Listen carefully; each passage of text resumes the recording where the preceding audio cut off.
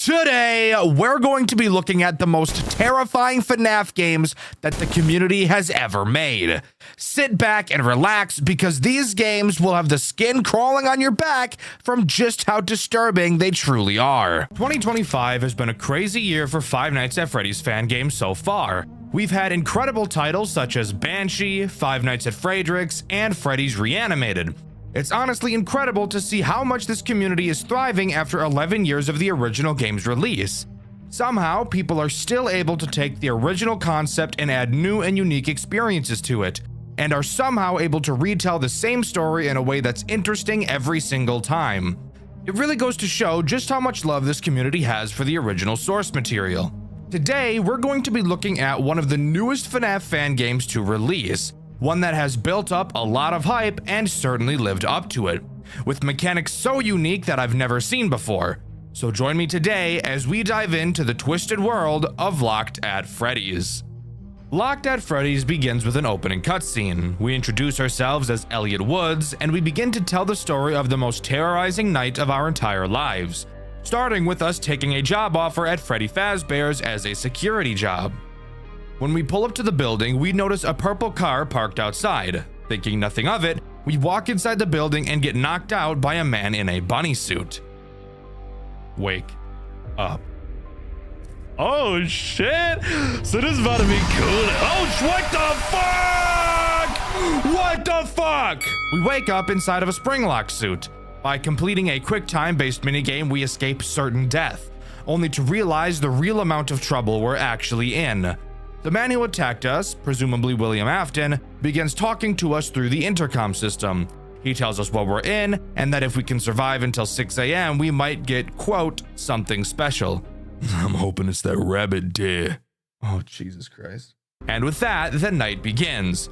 Something we need to immediately get out of the way is that this game, technically speaking, only has one night. However, the way a normal FNAF game would call a night, Locked at Freddy's calls an hour. So each hour of the night basically acts as its own night. I made that sound way more complicated than it actually is, but who cares? Let's start by talking about the main mechanic that you're going to be aware of, that being the springlock suit attached to your bones. Whenever you move in this game, that meaning looking from side to side, a small indicator bar in the bottom left corner will detect your movement. If it fills up all the way to the top, you will die. At first, I thought this was going to be the most devastating mechanic ever introduced into any FNAF game ever. However, during my playthrough, I figured out how it actually works. This bar increases based on how much X-axis movement your mouse has. So if you slowly turn from one side of the office to another, it will increase very quickly.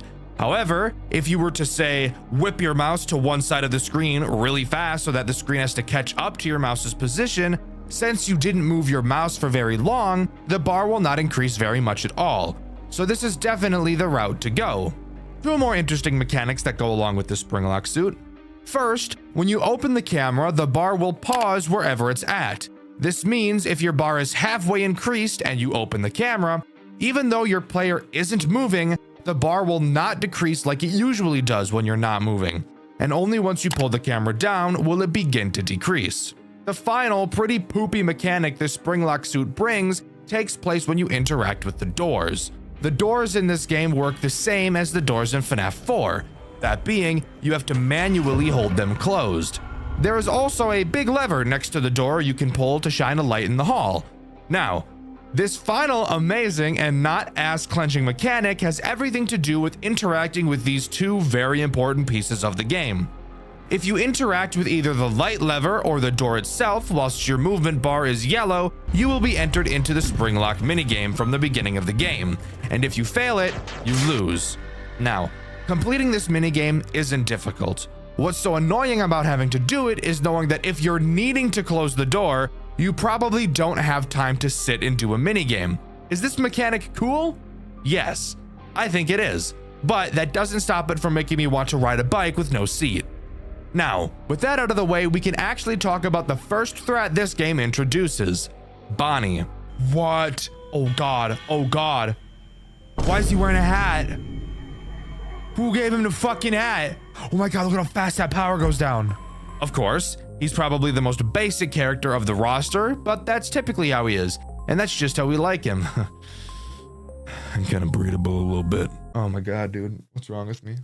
Bonnie will quietly make his way to your left door. And let me be clear, him not making noise is a big deal, as sound cues are going to be very important throughout this game. Once Bonnie reaches your door, all you have to do is hold it closed. You will hear him bang on the door and then start breathing really hard like your mom does when she walks up a flight of stairs at a below reasonable pace. Once he starts breathing, you're free to let go of the door.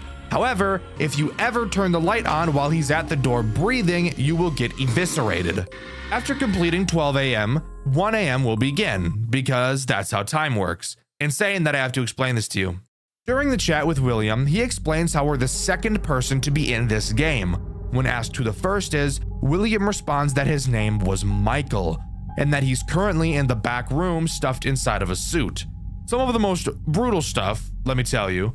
But before we can ask any more questions, he tells us that someone new is activating and the hour really begins. This hour introduces Chica, who does not act the same as Bonnie in the slightest, which is honestly really nice to see. Chica, of course, attacks your right door, except she actually is much more aggressive. Much more of a dom, which I would usually be chill with, except unfortunately for me, this is the ugly Chica, not bad bitch toy Chica. Once Chica gets to your door, unlike Bonnie, she is actually kind enough to leave us a sound cue. When you hear it, you will need to hold the door closed. She will then start pounding on it like your mom pounds down Twinkies. Whenever you hear the pounding stop, you must quickly open the cameras and use the alarm button I haven't mentioned so far. When you use the alarm button, an alarm will play. Who would have thought? And it will go off for 10 seconds. Use this once Chica stops banging to scare her away from your office. It doesn't matter which camera you use it on either, so that's really fortunate for us, the player.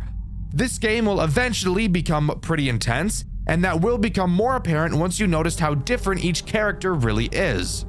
During the next phone call, William tells us the story of the children, how he murdered all 5 of them and placed their bodies into the suits so that the police wouldn't find them, explaining that the company shut down because of this and that he got away with it. He mentioned that there was still one single thing that could put a wrench in his plans, but he says he locked her in a box. I want you to keep this line in mind, as it will become very important later. For now, we have to talk about a new threat.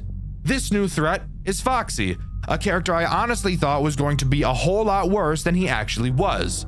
Foxy does exactly what you think he does. He has multiple stages he will move through in Pirate's Cove before charging at your door. This time around, however, he can attack either side, needing you to rely on sound cues to figure out which side he'll try to hit. Once you know which side he's on, all you have to do is hold the door closed. When you hear him bang on it, quickly turn the light on to scare him away from the door and he'll run back to Pirate's Cove like a little piss baby.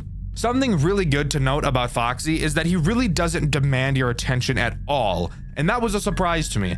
Unlike in FNAF 1, where watching Foxy on the camera stalls him, he will move at the same rate whether you're looking at him or not in this game. So all you really have to do is listen out for his sound cue and you'll be well in the clear. Just hope he doesn't attack when Bonnie is breathing, because if he does, then say goodbye to your anus because you're not getting it back. During the hour 4 phone call, Elliot calls William out for being an idiot, because what does killing 5 kids do for anyone? William turns into a piss baby and pulls some pain levels of, "You don't know the kind of pain I've been through," emo antagonist. William says he lost everything, and that the most important thing in his life got taken away. Knowing the FNAF lore, he's probably referring to his daughter. When Elliot asks how killing children fixes that, William deflects and the hour begins. Freddy is the next threat introduced. Freddy, of course, has to introduce my least favorite mechanic of all time. Occasionally, throughout the night, Freddy will laugh as loud as he possibly can like the asshole at the movie theater. When he does, do you want to take a wild stab at what you have to do? If you said find him on the fucking cameras, you'd be right, god damn it! Once you find Freddy on the cameras, you will have to play the alarm on whichever camera he is at, which will make him leave. But of course, as I'm sure you could have guessed, this does bring up another issue. Now we have 2 characters that make use of the same mechanic, and this mechanic has a very long 10-second cooldown. So let's imagine a sick and twisted scenario where Freddy does a little giggle. Okay, it's time to go look for him. So you do exactly that. Just then, the moment you press the alarm button, Chica starts blowing up your door's asshole like the 4th of July. Well, shit. Let's hope Chica takes a long time to start pounding on my glass, because otherwise she's gonna start pounding on my ass. Luckily for us, however, it does appear this was thought about while the game was being designed, because after Chica finishes pounding on your door, she usually won't start pounding on your window for a couple seconds. And in all honesty, there's nothing more satisfying in this game than using the alarm to take care of Freddy and Chica at the same time.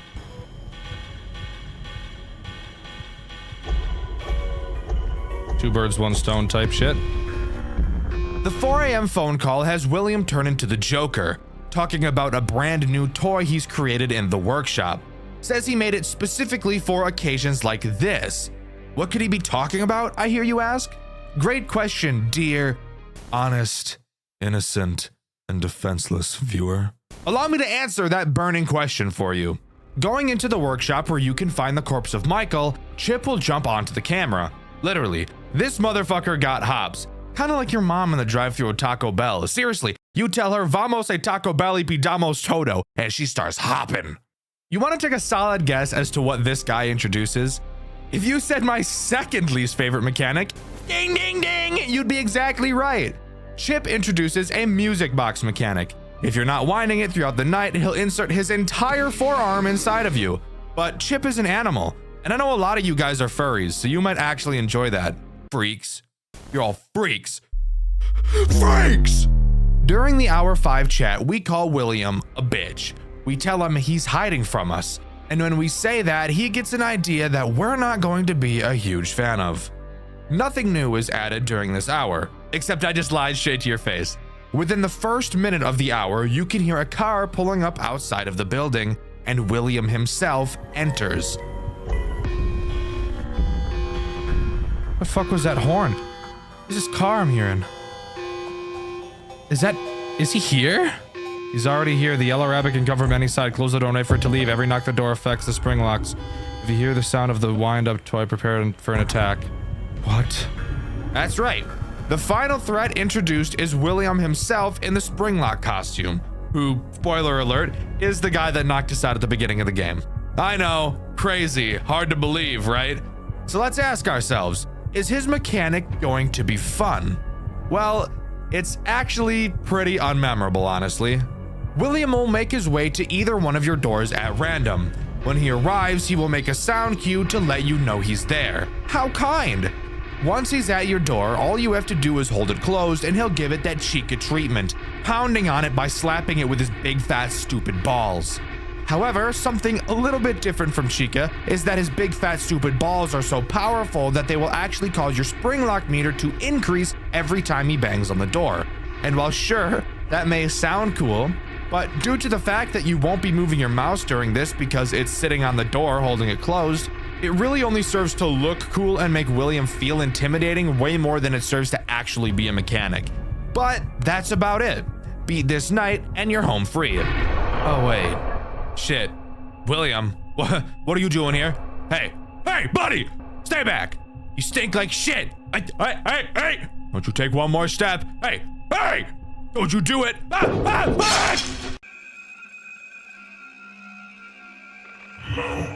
you'll be trapped here forever. But I am you. I see you in the darkness. What the fuck? So yeah, we got killed by William even though we won, and were stuffed into the Chip suit, which is clearly what he meant when he said he made Chip specifically for situations like this. Soon after, we're given the message, you can fix everything, find castle, with a crayon drawing of a castle shown. This is honestly really appreciated. I personally have no problem with the true ending of a game being a little out of the way, as long as it doesn't require me to repeat a massive section of the game, if not the entire game all over again. Secret of the fucking mimic! So this game actually giving us a massive hint on how to find it is actually really refreshing. Going back to 5 a.m., if you go to camera 5 and click on the castle drawing, you will be thrown into a night minigame. And now I get to talk about it because this minigame was actually pretty fun. Upon loading into the minigame, you will learn the two most important mechanics: attacking and not attacking. Whenever you attack, you will swing a little lance, and whenever you don't attack and are moving, your curse meter will go up. If your curse meter increases too high, it will turn yellow and you won't be able to attack. Does this remind you of something? Because it should, as it's literally a metaphor as to what we're going through. We are in a suit, but instead of it being armor, it's a spring lock. Whenever we move, our danger increases and prevents us from using our only means of defense. And spoiler alert, the rest of this minigame is a metaphor as well. Very early on, we walk past a big purple locked door. Obviously, we'll have to come back to this eventually, so keep it in mind. Continuing to travel, we enter a room with our first boss battle. Being unable to fight this one, it's completely about not being seen. Hide behind pillars as he passes so that we aren't noticed. At the end of the hall, we see a child locked inside of a cage, and it's our job to free them. We see it's locked via a code, and we have to count the numbers of each colored balloon to get it. Don't question it, it's a FNAF game, it's weird, it's dumb, whatever, just move on. Afterwards, getting the key to the cage and freeing the child. This obviously being a metaphor for saving one of the missing children. The next boss we face is a bit more difficult, Brute. He has a shield and we can only strike when it's down. This weird, sad-looking bunny cloud above our head will occasionally take a piss and we have to dodge the stream. Meanwhile, hentai tentacles will occasionally come up from the ground. Dodging these is actually kind of difficult as the way they move is completely random, so this fight was a bit frustrating. After beating Brute, we get another key and save another kid. We continue to explore, finding a massive furnace. You should know by now, if you're familiar with my channel, that pretty much nothing is an accident, so you know this will almost certainly be important later. The next boss we face is the Mechanism. He slides across the ceiling and will shoot homing missiles at you, all the while whipping a laser around that you have to dodge as well. Honestly, this fight looks a lot more intimidating than it actually is. After beating him, bingo was his name-o, another key drops. The final boss we go up against is the Executioner. This guy has got a massive axe, or a hammer, I can't really tell. When he slams it on the ground, it leaves a shockwave behind that you have to dodge. The Piss Goblin is back up in the sky, and the hentai tentacles make a return as well. Honestly, this is probably the easiest of the boss fights. It just takes the longest because this guy has a lot of health. After beating him, he drops the final key and we can leave. However, I would highly recommend you don't leave because if you want to get the true ending, we have something else to do. If you take all of the keys we've collected so far and take them back to the furnace, you can melt them together into a single purple key. Then, using this key, you can go all the way back to the start where the purple door was, and now you can unlock it because that's how a door and a key work. Heading inside, we find a box, the same box William mentioned putting her inside of. The box opens and the marionette reveals herself. She thanks us for setting her free and says that it's now her job to set us free. We need to survive until 6 a.m. Now, if we complete night 6 one more time, near the end of the night, the marionette will appear in our office and we get one last cutscene. The marionette takes off our suit and we go to take revenge on William once and for all. Hello! Don't be afraid of me. I will save you. Whoa, whoa, bitch. I took off your suit. You are free. We will take revenge on him.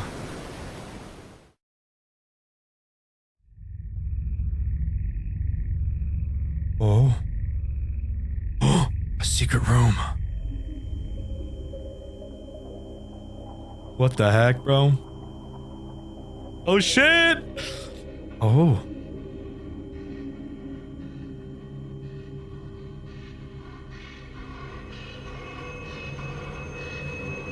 A word?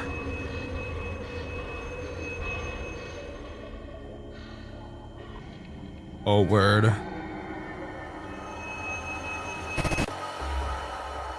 Oh shit, where'd he just go to?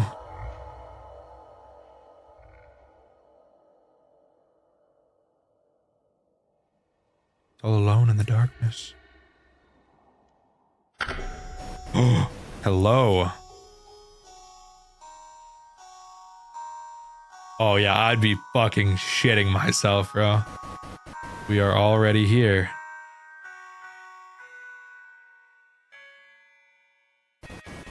We are waiting for you. Oh shit. Whoa, what the hell? Oh damn. Oh damn. Dude, yuck.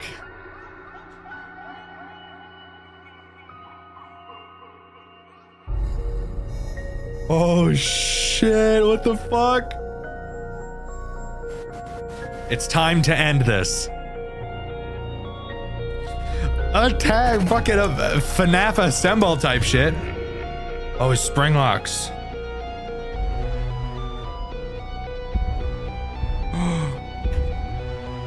Oh my god. Oh shit. Oh shit, it's spring locks. They're locking up, bro.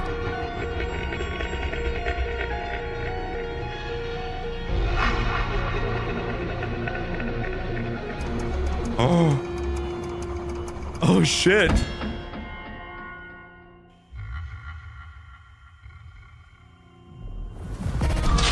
There he goes.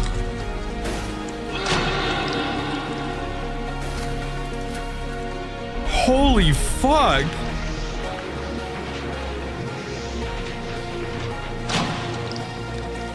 Oh damn.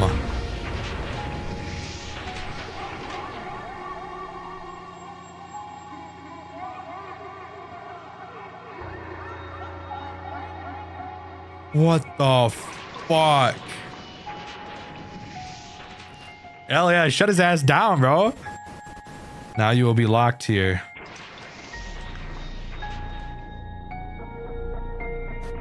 Forever.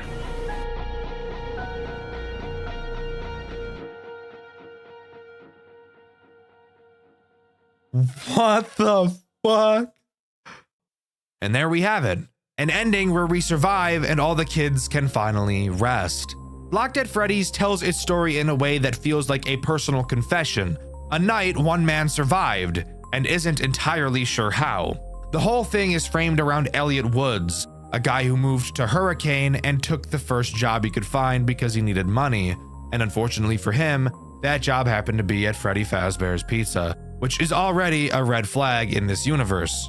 But the important detail here, something a lot of players miss, is that Elliot never actually becomes a night guard. He never makes it to the office. He never even starts his job. He's attacked the moment he walks inside. A man in a rabbit suit, clearly William Afton, kidnaps him, drags him off screen, and forces him into a spring lock suit. Not a costume, not a mascot, a torture device. You're waking up inside a machine built to kill you if you breathe wrong. And that's where the story really begins. Not as an employee, but as a victim William chose for reasons we don't fully know. And for the entire game, William is basically treating the situation like a twisted interview. He's watching Elliot, studying him, testing how long a person can last when trapped inside a spring lock coffin. The animatronics aren't really the point. They're just environmental hazards William unleashes to make the test harder. He talks to you through an intercom all night, and this is where we get the real story. William admits everything. He killed 5 children, he hid the bodies in the suits, he shut down the location, and he never got caught. But the part that actually matters, the part Locked at Freddy's is built around, is the one thing that did scare him: the marionette. He says there was one single thing that could ruin all of his plans, something strong enough to fight back, and he said he'd locked her in a box. That's the core conflict of this game. The night isn't just William tormenting Elliot, it's William making sure the marionette stays powerless. Every time he talks, you can hear how confident he is. He's got Elliot trapped. He's killed before, and he thinks this is all going according to plan. But something changes as the night progresses. When Elliot pushes back, asks why murdering children fixes anything, William actually loses composure. He starts ranting about loss and how he had something important taken from him. There's a reason people compare this game's version of William to Saw's Jigsaw. This isn't William in the middle of the FNAF timeline. This is William trying to prove something, trying to justify his pain by putting someone else through it. And that's why he comes to the restaurant at 5 a.m. He's not coming to kill Elliot because he's winning. He's coming because he wants the ending to be personal. He kills him, stuffs him into the chip suit, and considers the night finished. Another victim contained, another spirit silenced, another threat buried before it can become a problem. But the moment Elliot dies, the entire story flips, because that's when the children finally make contact. The message, "Find Castle," isn't just a clue. It's the kids reaching out. It's the souls William tried to control doing the one thing he never prepared for, fighting back from inside his own game. And the Cursed Night minigame is their language, their world. It's not literal, it's symbolic. It's Elliot navigating a space built out of memories and trauma the kids experienced and helping them break down the barriers William left behind. Every boss you defeat represents another spirit being freed. Every key you collect is a child William tried to silence, locking them away. The furnace is where you merge them, giving them the strength they need to unlock the one door William never wanted opened: the box. And inside that box is one entity who can actually challenge him: the marionette, freed not by the police, not by Henry, not by the spirits, but by Elliot, the victim William assumed wouldn't survive 6 hours. She thanks him, she understands what William did to him, and she chooses to help. That ending scene, the puppet removing the suit and freeing Elliot from the spring locks, is the first time in the entire game that Elliot has any control over what's happening to him. He's no longer one more body in a suit, he's a survivor. And with the spirits awakened, the puppet free, and William still in the building, the true ending leaves us with the moment William has always feared. For once, he's not the hunter. Elliot is. Locked at Freddy's ends right where William's downfall begins, with the victim standing up, the souls awake and united, and the puppet finally out of the box. But as far as I'm aware, that's all Locked at Freddy's has to offer. Overall, I think this game serves as a very interesting retelling of the original story. The gameplay is very fun, and somehow managed to make me not hate my two most hated mechanics in FNAF history.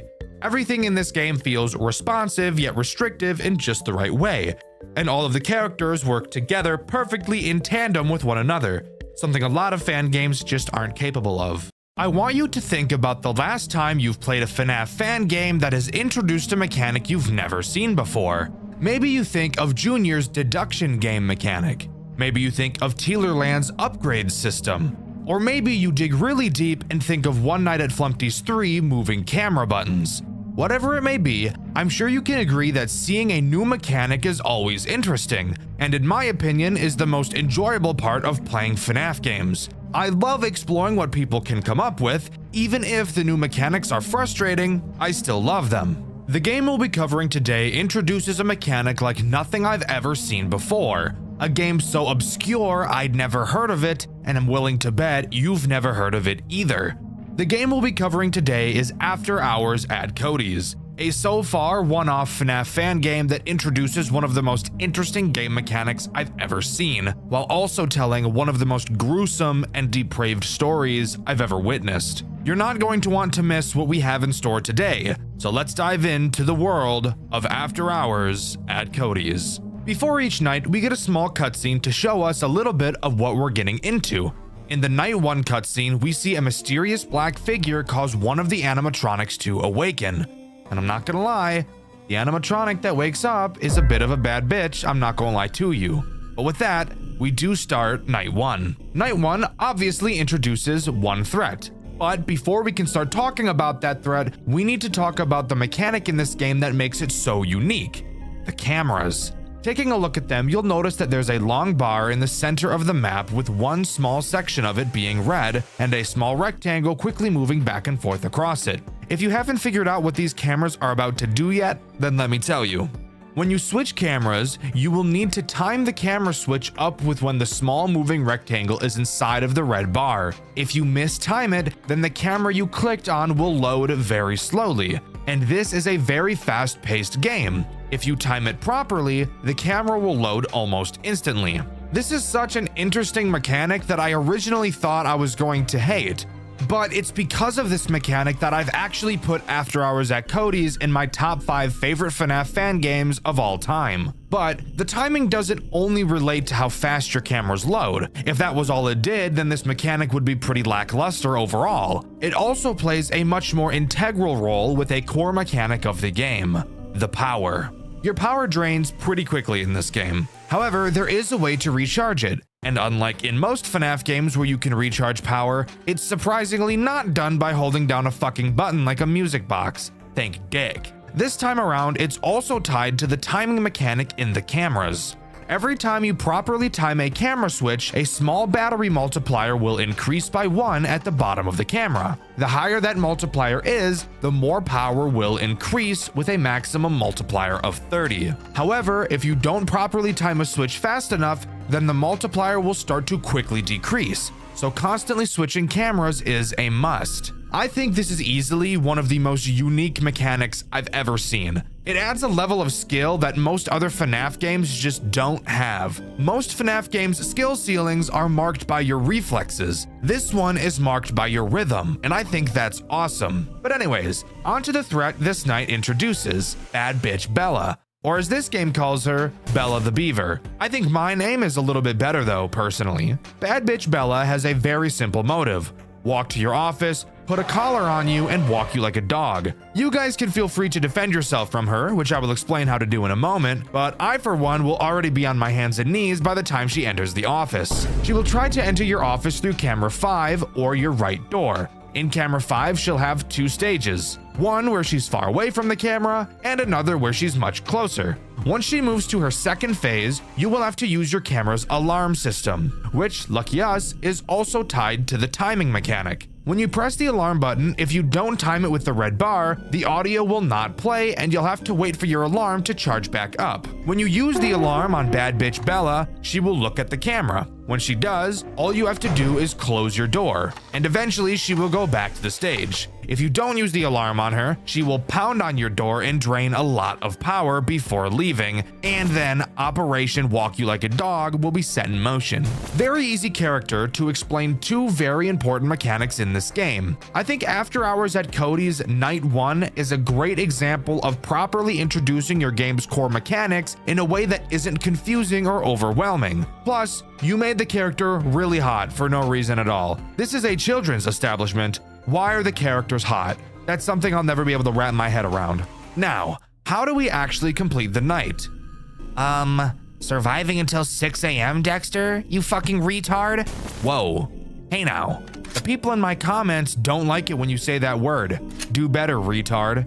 Anyways, no. Surviving until 6 a.m. is not how you complete a night in this game. After Hours at Cody's opts to use a task-based completion system. Now everyone hold your breath, because this could either make or break this game depending on how shitty the tasks are. You can exhale. It's okay. The task is mundane. However, it plays into the game's core mechanic, so it actually makes for a very satisfying gameplay loop. Remember that black figure that brought the bad bitch back to life? Well, that character is known in this game as the Anomaly. And judging by that name alone, I'm willing to bet you can guess what this guy is going to do and what the task system in this game is. The Anomaly has a random chance to appear on any of the cameras in your game at any time. If at any point you find him, you will have to use your alarm on the camera that he's on. When you do, your Anomaly counter will go up. After you find him 10 times, the night will be over. You do have to note that he will not always be on a camera, and if you don't find him fast enough when he appears, he will not stay on a camera forever and will eventually leave. Again, overall this mechanic is pretty boring, but because of how well it ties into the timing mechanic, it serves as one of the most enjoyable FNAF experiences I've ever had. But now on to night 2, except I lied because we actually have a cutscene to talk about first. My dear friends, the worst has come to pass.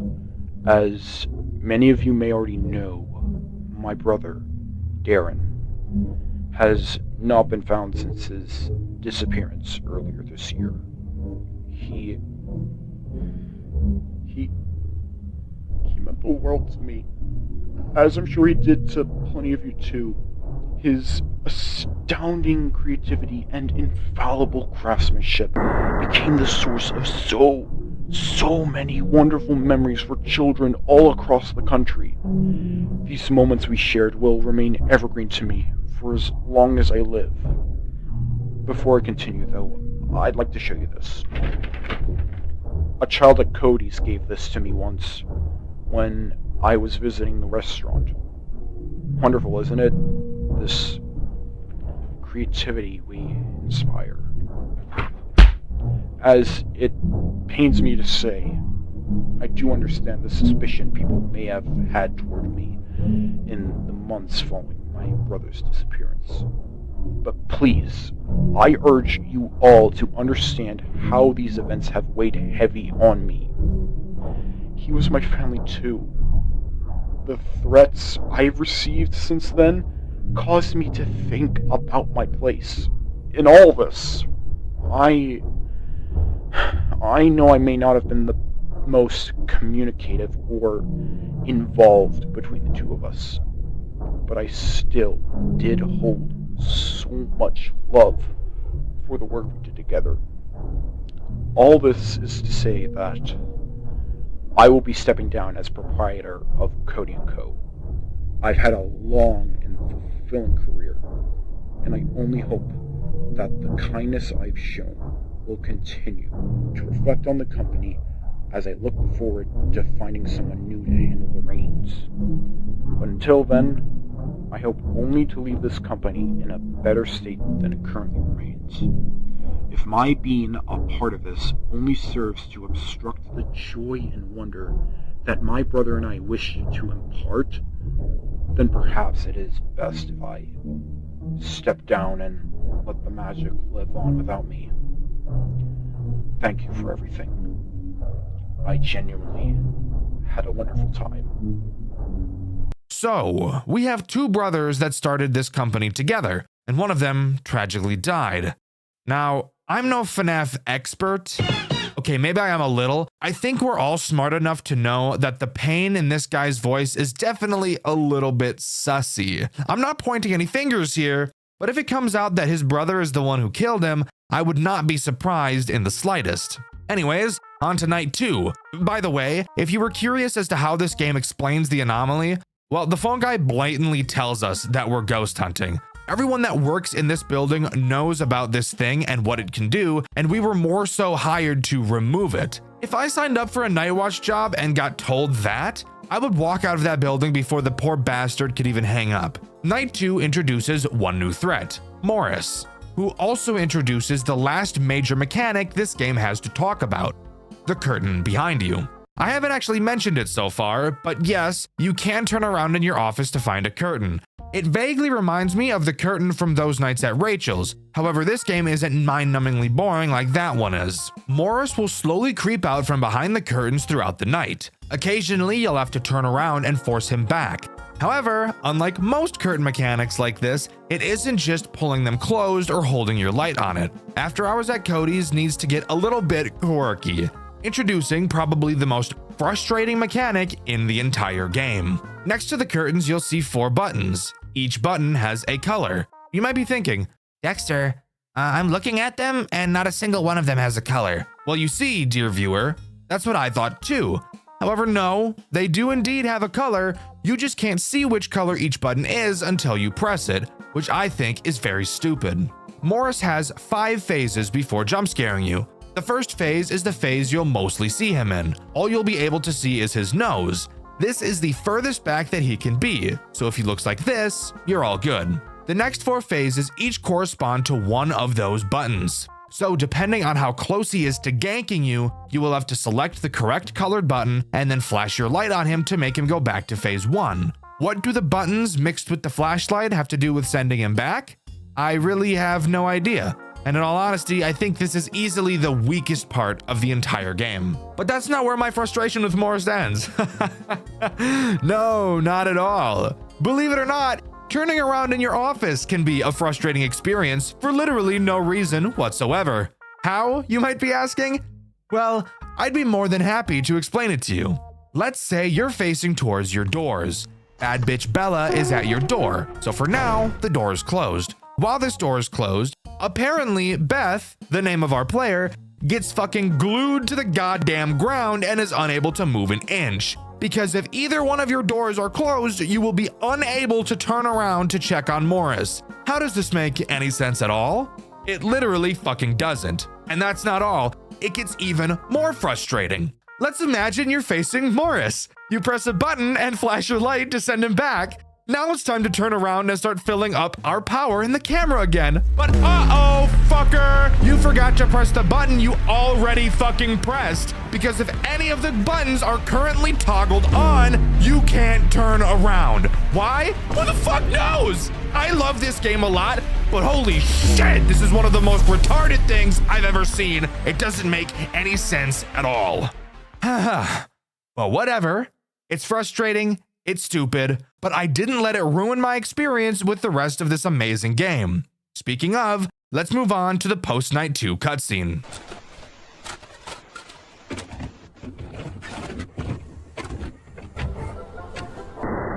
Greetings, employee, and welcome to part 3 of the Warren Tech Mascot Training Module. In this chapter, we'll be demonstrating how to safely wear and operate our patented Flex mascot suit.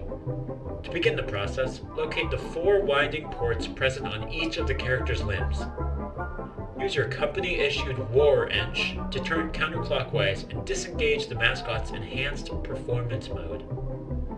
You should notice the eyes glow red from the activation of the light relay. This means that the mascot is ready to be worn. Simply be warned. Do not, by any circumstances, wear the mascot suit while it is still in its enhanced performance mode. Its specialized routines involve the full rotation and contortion of the extremities. Should you be caught in the suit during the performance of one of these routines, do not panic. If you can, tuck your legs and arms into the main torso and lower your head as far as possible. Repeat the phrase. Abort showtime routine. Donut protocol in effect. Abort showtime routine. Donut protocol in effect. So it seems we've found After Hours at Cody's spring lock equivalent. And in all honesty, I think it's way more brutal than the spring lock suit could ever be. Imagine being locked inside of that clown suit, only for the arms and legs to start twisting, breaking your bones, ripping your tendons, and contorting your bodies in ways it was never supposed to bend. This is easily one of the most terrifying ideas I've ever seen in a FNAF game before, and I'm all for it. Night 3 introduces one new threat, Jack the Jackal. He acts as this game's Chica, being a borderline exact copy of Bad Bitch Bella, except she's a 10 and he's like a 4 at best on a good day. As I'm sure you could have expected, Jack does the exact same thing as Bella, except he attacks camera 6 and your left door instead of your right. The same system and rules apply to him. He has 2 phases on camera 6. Once he's in his second phase, use the alarm on him and close the door until he leaves. Simple sugar. We've dealt with this before, however, it does add a decent deal of pressure in combination with what we already have. The cooldown for the alarm is relatively slow, and now having 3 consistent problems we need to use it on, it could easily start to get out of hand fast. Not to mention having another door character which could prevent us from turning around to check on Morris. This game can get stressful, but I honestly think that's one of the most enjoyable parts about it. Clocking out? Okay. Have a good night then.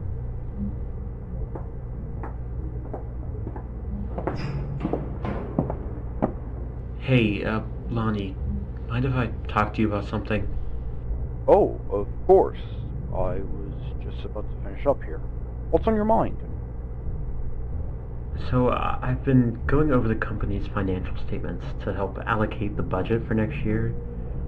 I noticed that some of our bank capital's been withdrawn and donated to a couple of undisclosed recipients. They've been blocked out. You wouldn't happen to know anything about this, would you? Okay, if you don't know anything about it, I'll just go ask Cynthia. You won't get anything of value out of her. I made those withdrawals. Alright, that's fine, but let me know next time. Given how much was spent, I don't have enough money left to fund my R&D for the new mascots next year. We need to focus on improving the restaurant before doing anything like this, okay? Anyways, who were the recipients anyway?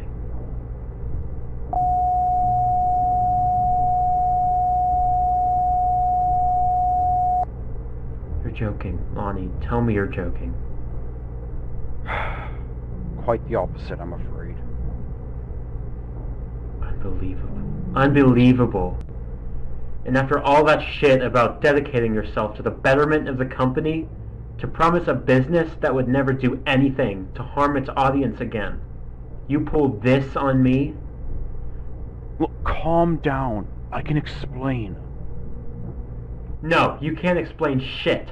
You may put up a face to get them to tolerate you, but I'll be damned if you ever gave a shit about the kids.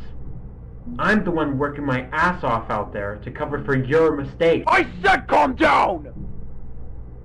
Don't even start with me.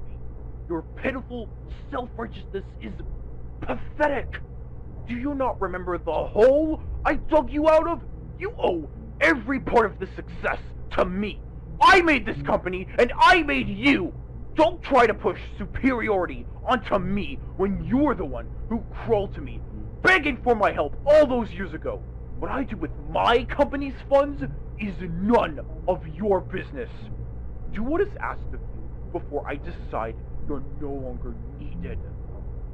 Fine, you made your point. Glad we came to an agreement. Be seeing you. Whatever.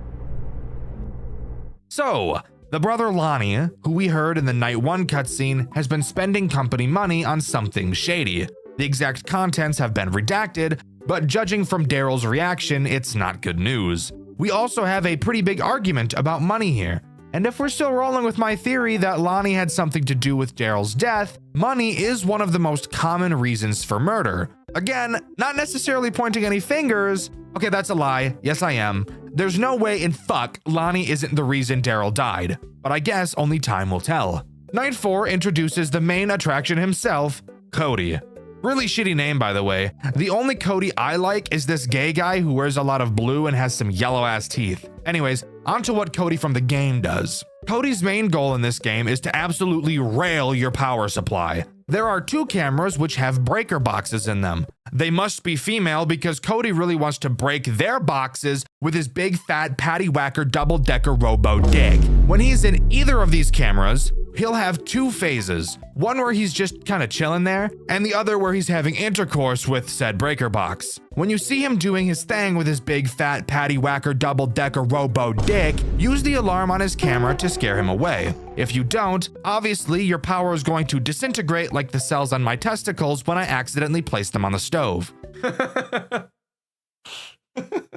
So, here we have yet another character that requires us to use the alarm system. Can you start to see how this game could become stressful? Especially considering that our alarm has a pretty long cooldown time in reference to the amount of characters that require its use. Yeah, it can become a bit much at times, but in all honesty, I never felt like this game was unfair. I never felt like there was even an inkling of RNG. This game is so fun. You guys really need to check it out, or check out my full playthrough over on my second channel, Dxtr Black.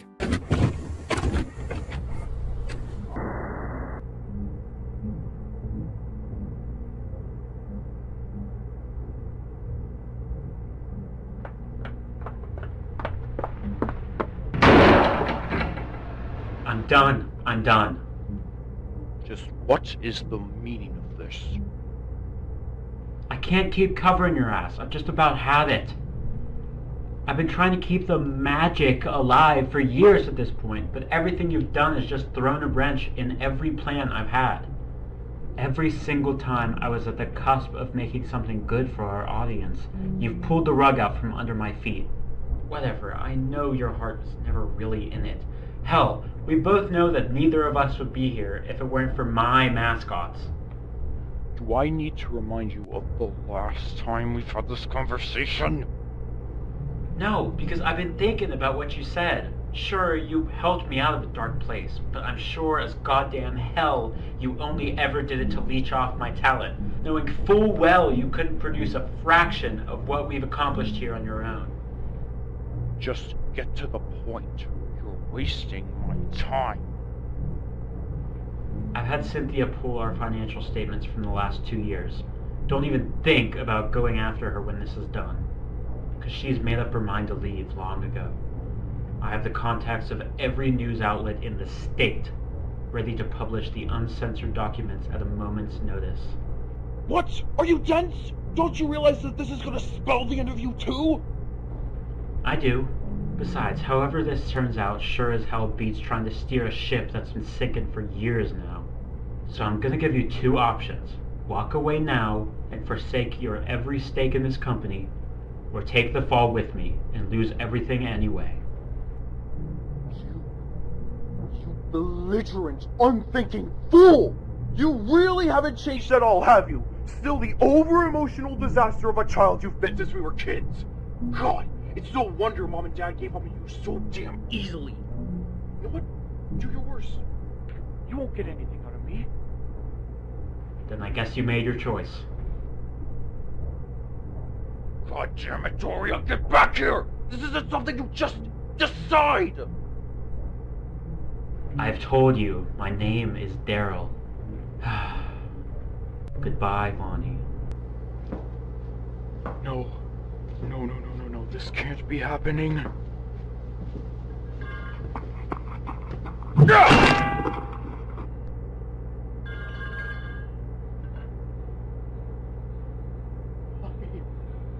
Why are you making me do this?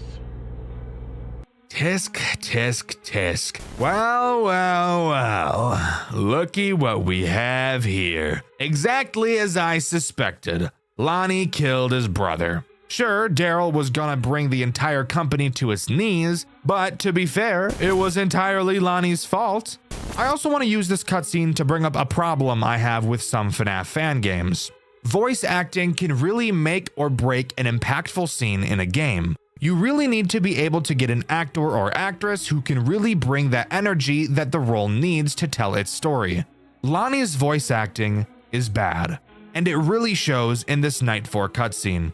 From the mumbling, making it hard to understand what he's saying if it wasn't for the subtitles, to the actor not really yelling during a scene where he needs to be yelling, it makes this scene, which is supposed to be impactful and shocking, just feel very awkward and uncomfortable. Not every game needs voice acting either. If you're a dev working on a FNAF game, or any game for that matter, and you just can't quite find an actor or actress that can fit your role with the vision you had in your head, I honestly think it's much better to just leave the voicing up to the player, rather than using an actor or actress that is going to make your scenes feel like they came out of Garden of Banban, a game series with notoriously horrendous voice acting. Anyways, moving on to Night 5. It introduces nothing new and just serves as a more difficult version of Night 4, so there's obviously not a whole lot to talk about here. However, what we can talk about is the post-Night 5 cutscene.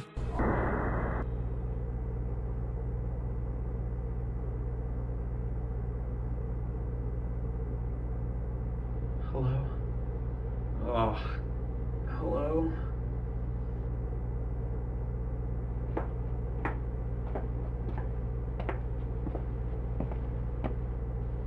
Lonnie, what is this? Get me the hell out of here. No. They can't know. God. Why are you making me do this? Wait, what? Lonnie, what the hell are you thinking of doing? Please. Don't make this harder than it has to be. Lonnie, please, no. Listen, don't do this. I'm your brother! You made me do this! They can't know. No one can know. Please, Lonnie! I don't want to die! I don't want to die! I don't want to die!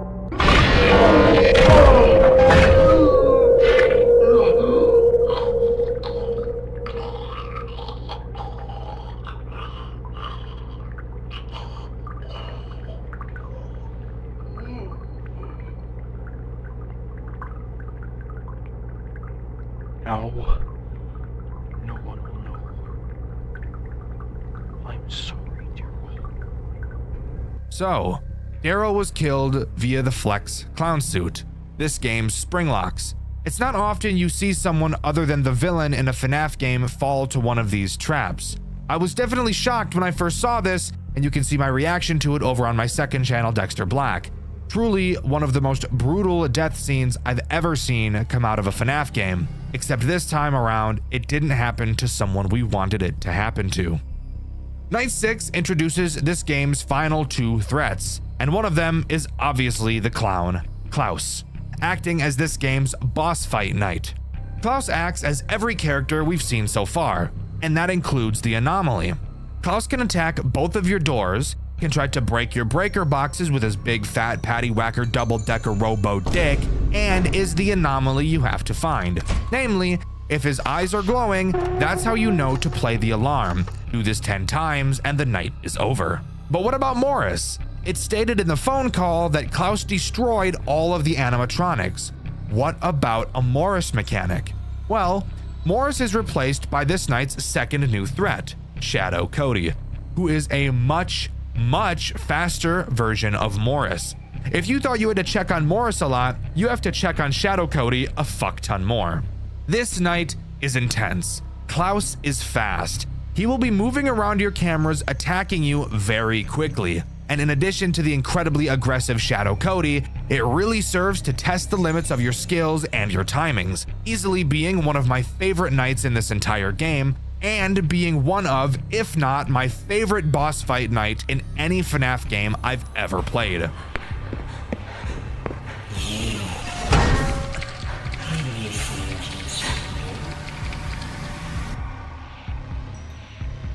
We're going to do wonderful things. Before Beth can leave the building, she's caught by Klaus, and is never seen by another human being ever again. A local who goes by the name Bethany Hasters has been reported missing as of Sunday 5 a.m. Last seen at Cody & Co.'s Game & Grub, authorities have been searching the vicinity and its surrounding forest areas to deduct what could have occurred. There is no current suspicion of foul play, but a manhunt will be conducted within the week.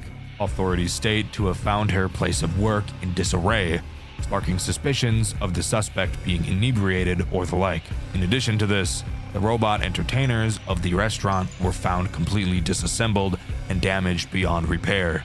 The company has yet to release a statement, but the resigning CEO has spoken with authorities and announces that the robots will be sent for repair at one of the company's sister facilities. This story is depraved, and trust me, there's a lot that goes into it. Long before the game takes place, Cody & Co.'s Game & Grub was meant to be a second chance, a reopening of a restaurant that had already failed once before, revived under the guidance of Warren Technology. On the surface, it was nothing special. A modest, arcade-style diner built around animatronic mascots, struggling to stay relevant in a world that had already moved on. But beneath that fragile revival was something unstable, something unfinished, quietly embedded into the building's systems. That presence became known as the anomaly. Employees noticed it first. Small things at the beginning, strange glitches in the animatronics' behaviors, systems responding without being touched, errors appearing where none should exist. Management acknowledged it, but only as a technical problem, something to be observed, something to be measured, not something to be feared. By the time Bethany Hasters was hired as the night guard, the anomaly was already spreading. Bethany's job was simple on paper: work the overnight shift, monitor the building, and collect data on the anomaly's activity. Her first night begins on November 9th, 1997, and at first, the restaurant almost feels dormant, quiet, empty. But that stillness doesn't last long, because each night, the anomaly grows more aggressive, and it chooses its host one by one. The first animatronic to fall under its influence is Bella the Beaver. Once a friendly mascot, Bella becomes erratic, hostile, and unpredictable, her movements no longer matching her original programming. The following night, Morris the Mouse is corrupted as well, then Jack the Jackal. Each evening, another animatronic loses control, as if something is slowly rewriting them from the inside. All the while, the anomaly watches Bethany. By Thursday night, even Cody, the face of the restaurant itself, is no longer safe. His corruption marks a turning point. The anomaly has nearly overtaken the entire system. whatever restraint once existed is gone, and by Friday, the restaurant's original code is on the brink of a total collapse. Behind all of this is Warren Technology, and more specifically, the company's founders, Daryl and Lonnie Warren. Years earlier, Daryl had been responsible for developing advanced animatronic technology, including a dangerous experimental suit known as the Flex suit. At some point, Daryl was betrayed and trapped inside that suit. Whether intentional or negligent, the result was the same. Daryl never escaped, and what remained of him became something else entirely. The anomaly. On Friday night, Lonnie Warren lies about a meeting, betrays another employee, and secretly releases what remains of Daryl from backstage confinement. By Saturday, the animatronics have been dismantled, but the threat hasn't ended. The anomaly has a body now, a form known as Klaus, and it is no longer bound to systems or code. It hunts Bethany directly. Saturday night becomes less about surviving malfunctioning machines and more about avoiding a conscious entity moving freely through the building. And if that wasn't enough, another presence emerges, Shadow Cody, a dark manifestation tied to the restaurant's collapse, appearing as an additional threat. In the end, Bethany doesn't escape. She's caught by Klaus and taken away, her fate left deliberately unclear. In the final cutscene, Daryl, still trapped within Klaus, offers her a gift, hinting that her story isn't over, and that whatever comes next will involve choice, consequence, and continuation. And that's where After Hours at Cody's leaves us. A restaurant reopened too late, a company that tried to bury its mistakes, and a presence that was never just a glitch, but the remains of someone who was never allowed to leave. But that's not where After Hours at Cody's comes to a close. Not quite yet. We still have something very interesting to talk about. If you go to the custom night menu after completing the final night, you will see a small chest icon in the bottom corner. Clicking on it will bring you to a FNAF 4 styled lock box with 2 padlocks. And rest assured, we can get the keys. The first key is locked behind 520 mode. If there's anything you guys know about me, it's that I'm absolutely terrible at Five Nights at Freddy's games. But you want to hear something crazy? I was actually able to beat this max mode, and I even did it on my first try. I would usually never even give a max mode a try, and at the time of playing it, I didn't know that beating it would give me a key. Does that let me unlock one of the boxes?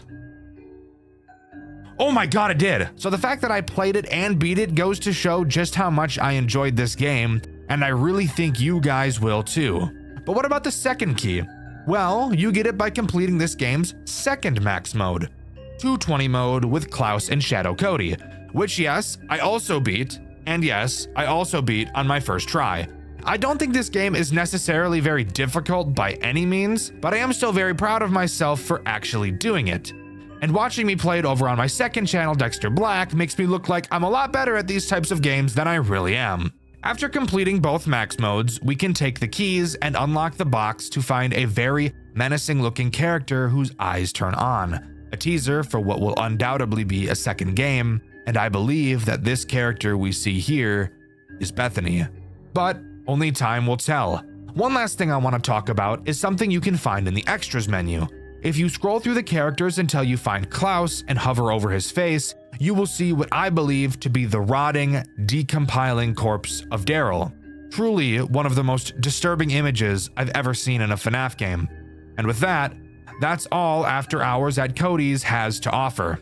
Overall, I think this game is easily one of the most unique, interesting, and fun FNAF games I've ever played, right up there with how much fun I had playing Juniors. After Hours at Cody's really is a super fun experience with a gruesome, easy to follow story, and I highly recommend you give it a try. It's pretty normal for me to get suggestions for games to play, and especially so when a new FNAF fan game gets released. However, I'm going to be completely honest with you. Never throughout my entire YouTube career has a game been requested as frequently as the one we'll be covering today, and for a good reason. The game we'll be covering today is Forgotten at Fredbears, the latest and greatest FNAF fan game in this ever-growing genre. Strap in everybody, this game has a lot of fun stuff to talk about and you will soon see why it's so hyped up. However, I feel it does have one big downside, but we'll get into that a little bit later. Before we can start talking about what this game has to offer in terms of an actual gameplay loop, we first have to talk about what happens before the game even begins, that being the opening cutscene. I've done security work before, Mr. Afton. But this, the hours, the pay, it doesn't add up. Why me?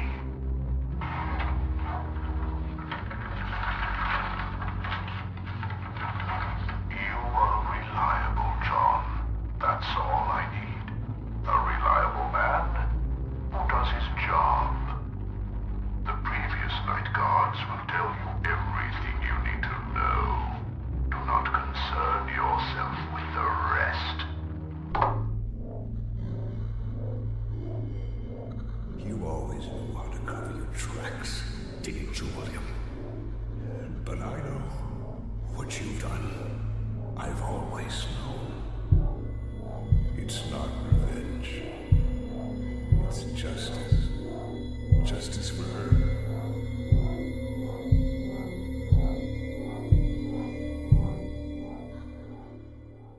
I won't let her be forgotten.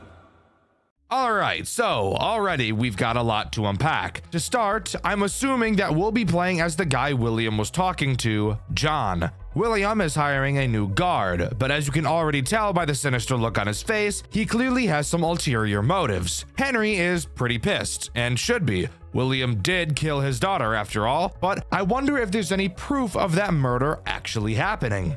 Afterwards, we're booted into an 8-bit minigame with a beautiful art style. Holy shit, this pixel art and animation is phenomenal. In it, we play as Evan, William's son, the crying child. However, instead of Evan getting bullied by the teenagers, Evan witnesses Charlotte being bullied by them instead. They push her outside into the freezing rain and Evan follows after her, only to watch William, his father, approach her and kill her in the alley. Evan runs back inside to Henry, Charlotte's father, and tells him what he saw. During their conversation, we can see the security puppet bolt past them in the direction of the exit door Charlotte got pushed out of, and this minigame comes to a close. So wow, this early in the game and we already saw the death of the first child. Should be kind of crazy out here, I suppose. Anyways, moving on to talking about night one and what this game really has to offer.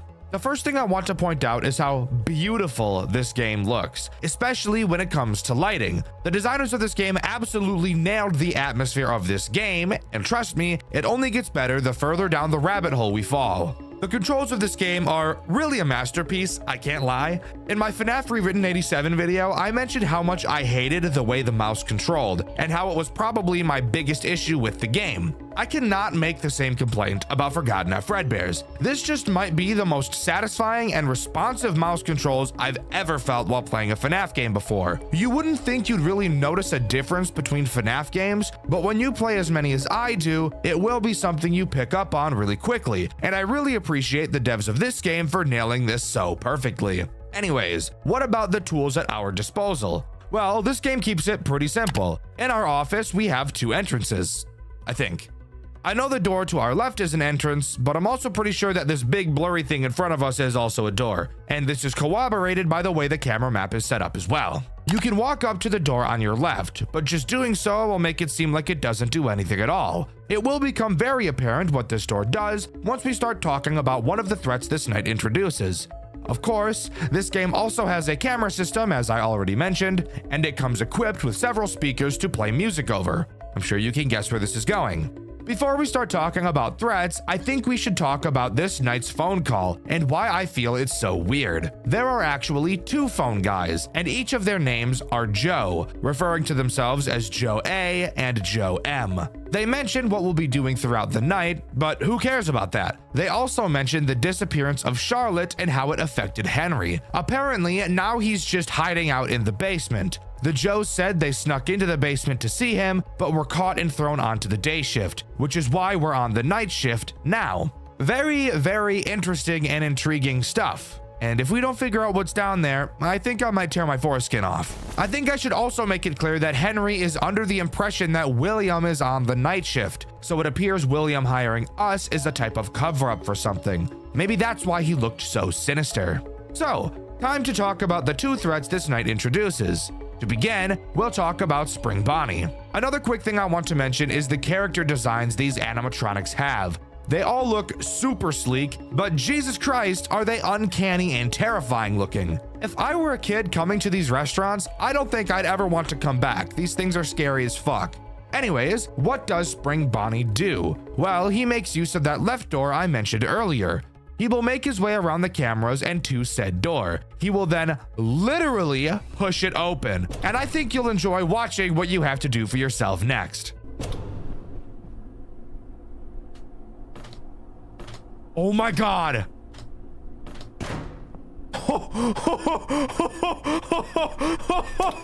What the fuck? Yo, that's fucked up. That's so fucked up that you just did that to me. Tell me that's not the coolest fucking thing you've ever seen. They're straight up tossing in some after hours at Cody's level timing shit, and I'm all for it. It really adds to the stress and tension that the actual employee would be feeling during this moment. I think it adds so much to the atmosphere and really makes it feel like you're part of the experience. The next threat this night introduces is the security puppet, easily one of the most uncomfortable looking characters to come out of this game. The way she works is very simple, but that doesn't make her mechanic stop me from blowing my foreskin up like a balloon and making some balloon animals out of it. The puppet will come out of the prize corner and attempt to get to your office. However, instead of having a bullshit music box, she instead is just attracted to the sound of music. Most of the cameras on the map have a music button I mentioned earlier. If you hold down one of these buttons, music will begin to play. However, only so much music can be played on each camera. You'll be able to see the music draining on the button, so you'll have to use it sparingly. If you play the music on a camera adjacent to the camera the puppet is on, the puppet will be dragged into that camera. Continue doing this to pull the puppet away from your office, and make sure you're keeping track of how much boof juice is in your music boxes, and you'll be a-okay. Something you'll notice is that this night ends at 3 a.m. I thought that was really weird, but guess what? We're not even close to being done talking about the first night, as we're thrown into a repair minigame after completing the main part of that night. In this vent area, there are 4 vents, one on each side of you. Ignore how we even got to this position. I'm assuming we just climbed through one of the vents possibly. The goal of this minigame is to repair each of the 4 vents by doing a different minigame for each. But before we talk about these minigames, let's talk about the 2 threats we'll have to deal with at the same time. The first and most annoying threat is Balloon Boy, because of fucking course it is. He can come through 3 of the 4 vents. You'll notice one of the vents has a door you can close on it. This vent will be reserved for the other character this night introduces, so Balloon Boy can travel through the other 3. Balloon Bitch will be laughing constantly to inform you as to which vent he is going to try and come through. Once he gets close, simply flash your light at him and he'll dive back into the hellhole he came from. The other threat in this minigame is Mangle. Mangle works in much the same way as Balloon Boy, except she can only attack the vent that has the door. She makes sound cues as well, and when the sound cue she makes is very loud, that's how you know she's about to attack. Quickly turn to her vent and hold the vent closed. Once she stops banging on it, you're free to let go and continue fixing the vents. Speaking of fixing vents, how exactly do you do that? Very simple. Just kidding, each vent has a different minigame. The first vent will have you match several symbols multiple times over. This minigame is obviously super simple, but do keep in mind you will be being attacked by 2 dickheads at the same time. Once you complete this minigame enough, you can move on to the next. The next minigame has you playing Simon Says. Easily the most frustrating of the 4 minigames for one main reason. You cannot drop the maintenance panel until the system has stopped showing you the Simon Says panels. So, if you hear Mangle about to rape your shit, you'll have to wait until the panel very slowly shows you all 5 squares you have to memorize before you can deal with her. You then have to hope to God you remember the pattern as you turn back, because if you fuck up, your repair percentage will drop and you'll be stuck doing this minigame for even longer. The next minigame is Simple Sugar. Every few seconds, a letter will appear. All you have to do is press that letter on your keyboard. Do this enough times, and we can talk about the final minigame. The final minigame blows a bit of dick. You will have 2 bars with 2 small rectangles at random points on them. Clicking and holding a bar will make it start to fill up. If you let go, the bar will slowly decrease. You have to get both bars to be inside of their small rectangles at the same time, and do this several times for the minigame to end. This isn't by any means a difficult minigame, it just makes my dick hurt and my blood pressure rise. But if you can complete all 4 minigames, Night 1 will officially be completed. That's right, that was only Night 1. Hooray! Hooray! I let you take the night shift. I thought the other guards were too curious. I told you I trusted you to handle things. So go ahead, play a little card. But I know what you did, and I'll be the one who will deal with you. Our creations will be your undoing. I know the truth, and I won't let you live after what you did to my girl. I know what you are capable of. I'm sorry, old friend. Well, would you look at that? Henry appears to be tampering with the animatronics to make them more hostile to attack William, since obviously Henry is aware that he killed his daughter. However, what Henry doesn't know is that William isn't actually working the night shift like he said he was. William is 3 steps ahead. He knew Henry would do something like this, so he lied to Henry that he'd be taking the night shift and hired us in his place. This is actually some really cool light Yagami type storytelling. I actually really like it.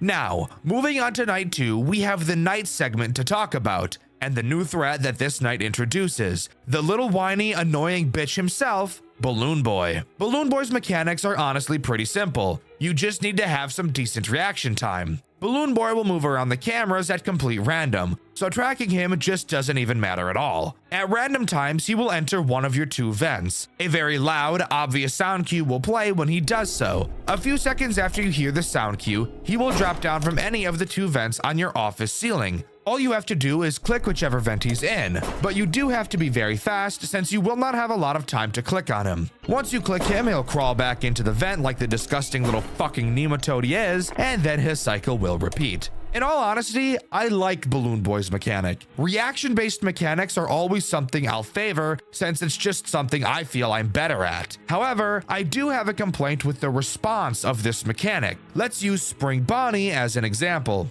When you properly hit a timing during Spring Bonnie's attack, there is a visual indicator that you did so. Obviously, that being Spring Bonnie recoiling from you slamming on the door. This gives the user positive reinforcement that they are doing what they're supposed to be doing properly. Visual indicators are always very important things to have in your games for responses to the player's actions to let them know that the actions they are performing are intended. Balloon Boy has 0 visual indication that you are dealing with him. Not only does this make dealing with him feel super unsatisfying every time you do it, but it can also be very confusing when you're first learning the mechanic. Let me give you the most basic example of a visual response indicator for those of you that don't want to do anything fancy. When you hover over the door to your office, your mouse changes to this sprite to indicate that yes, this is something that can be interacted with. Even this is enough of an indicator to let the player know what they should and shouldn't be trying to interact with. When Balloon Boy drops down from your vent, when you hover over the vent, not even this mouse change is present. Even though you are supposed to click on the vent, they give no visual indicator that you're supposed to do so. And when you do click on the vent, nothing seems to happen, as Balloon Boy will finish out his animation before closing the vent behind him and leaving. So when you click it, it literally feels like nothing happened at all.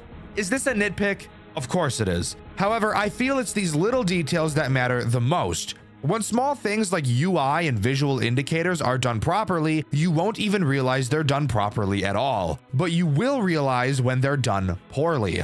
Anyways, enough talking about that. Now it's time to talk about this night's post-night section, wherein instead of repairing the vents, this time around we're repairing Fredbear. This section is miles easier than the last. All we have to do is take Fredbear's head off, which you have to do very slowly or he will give you a rim job, which I'm personally just not a fan of. Afterwards, you'll have to remove his eyes. However, you can only remove them while they're moving or else he'll see you and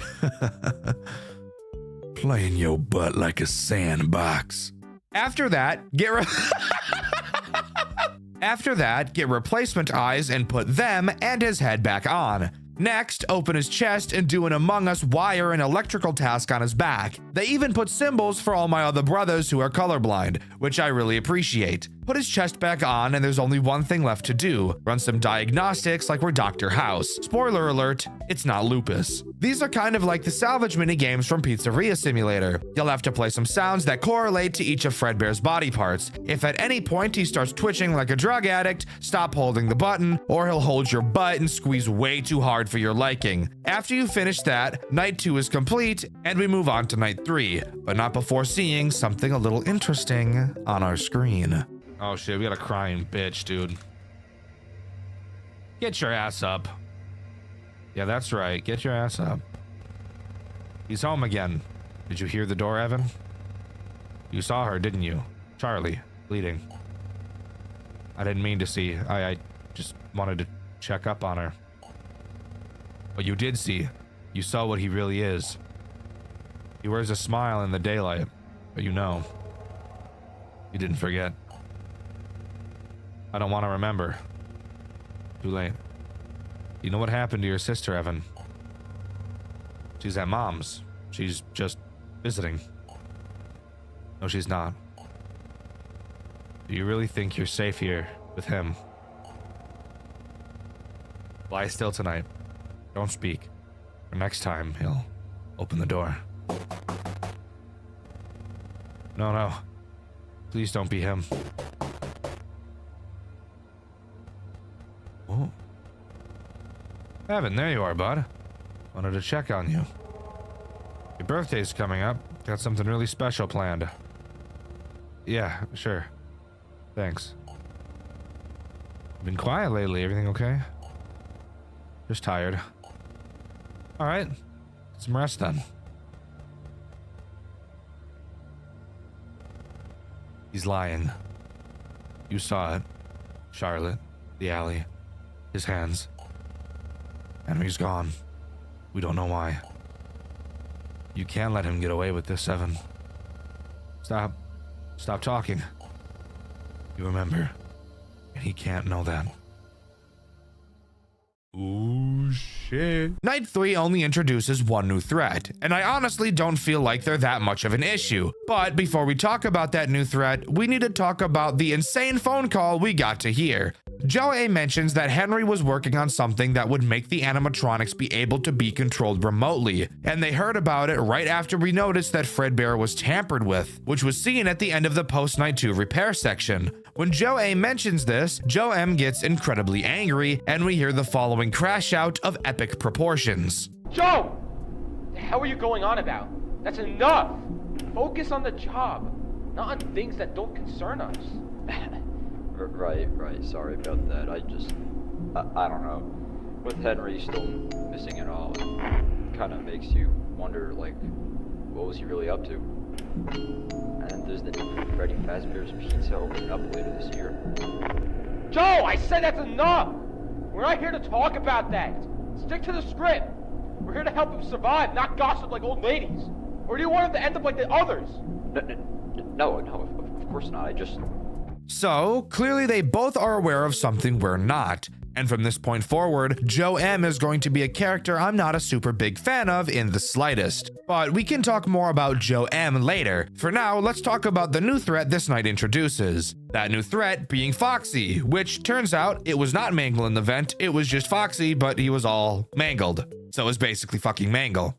Foxy is a character I was originally concerned was going to be a big pain in the dick, but again, I actually don't think that it's that big of a deal at all. Foxy is obviously in Pirate's Cove on stage. Every so often, you will be able to see him leaning forward, signifying he's about to sprint to your office like Tyson Gay and dig inside you like Scottie Pippins. When you see him leaning forward like this, all you have to do is close the curtains remotely for a bit until he calms down, then reopen them. You may be wondering, Dxtr, why don't we just keep the curtains closed the entire night? That's a very good question, and is actually the question I had when playing this night. But turns out, Foxy does not like it at all when the curtain is closed. And if it happens to be closed for too long, he'll grab the curtains with his butt cheeks and rip the bitches open to force his way to your office. And I think we can all agree that that is a fate we don't want to have happen. What I personally found was the best strategy as of now was to force pull the puppet to Foxy's camera and just camp the cameras constantly. Since there's no power, I don't have to worry about it. And Spring Bonnie and Balloon Boy make sound cues when they attack, so that made it really easy to know when I needed to drop the cameras.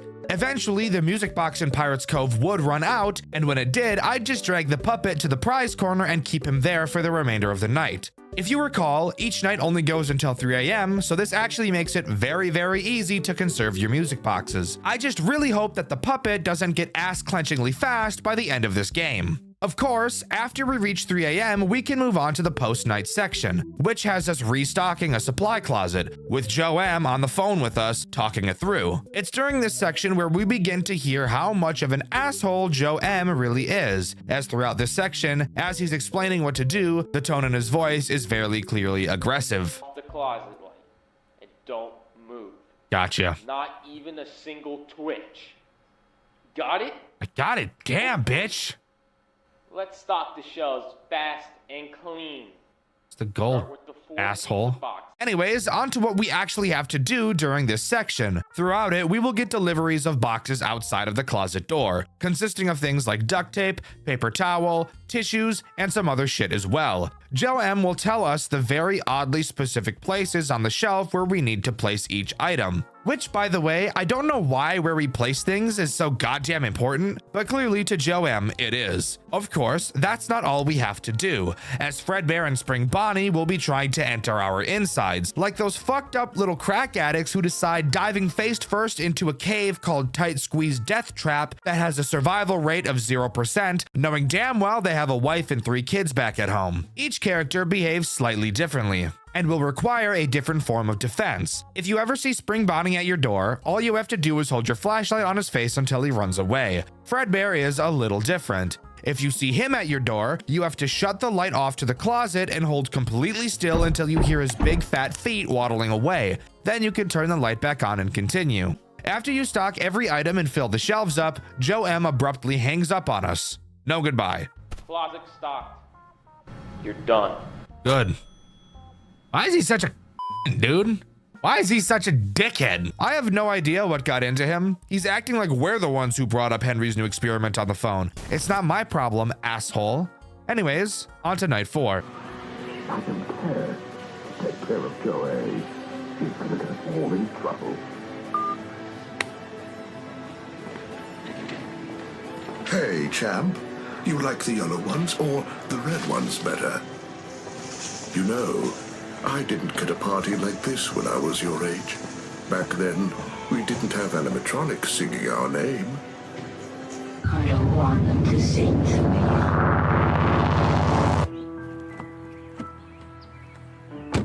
Come on, you'll love it. All your friends will be here. It's going to be perfect. Do I have to go? It's only a few more days.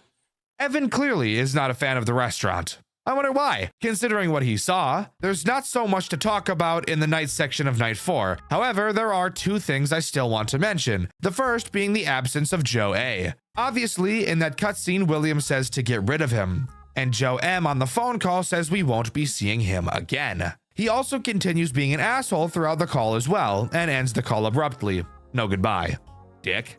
Anyways, the second thing I want to talk about is obviously the threat this night introduces. The man, the myth, the fat bastard himself, Fredbear. In all honesty, I think Fredbear is a pretty disappointing character in this game, as he is quite literally pretty much just Balloon Boy. Fredbear will wander through your cameras and eventually make his way to the 2 big doors in front of you in your office. When he walks through these doors, all you have to do is stare at him and not move. After a few seconds and some hallucinations saying he hurt us, Fredbear will exit the office. Literally just Balloon Boy with less steps, because you don't even have to click on him. But in all honesty, I think this game shines way more in the post-night minigames rather than the actual night segments, which I actually think is pretty cool. So speaking of, what happens during Night 4's post-night minigame? Well, we actually get to hear from Joe A again. He begins his message by saying if we're hearing him now, then that means something terrible happened to him. So basically, somebody murked my homeboy, and I'm gonna figure out who it is.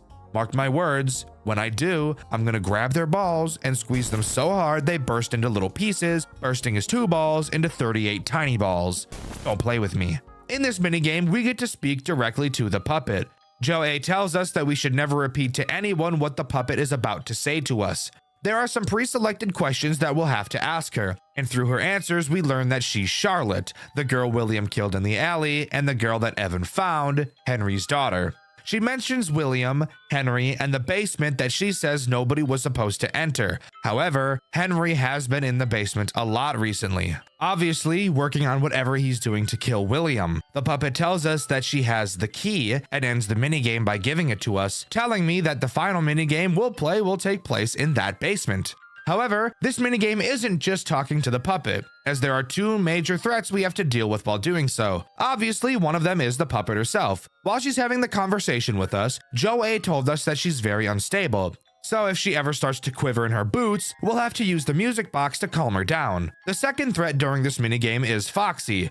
He will eventually wander into the prize corner with us, attempting to lick up the nape of our neck. He has several positions he can be seen in. If at any point he starts twitching like a drug addict, you'll have to pull the spring lock override switch to reset him. However, resetting him will also cause the puppet to go crazy mode, and you'll have to immediately use the music box to calm her down again. After we get the key from Charlotte, we can move on to Night 5. Speaking of night, there is a metric fuck ton to talk about, so let's waste no time. To start, the night section is just a harder version of Night 4, so we can completely skip over that as it's not interesting at all. However, the post-night minigame is something crazy.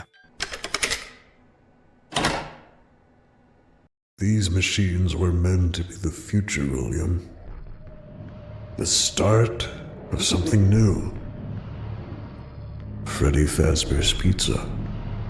A place where children can laugh again. A place where you and I could have built something good.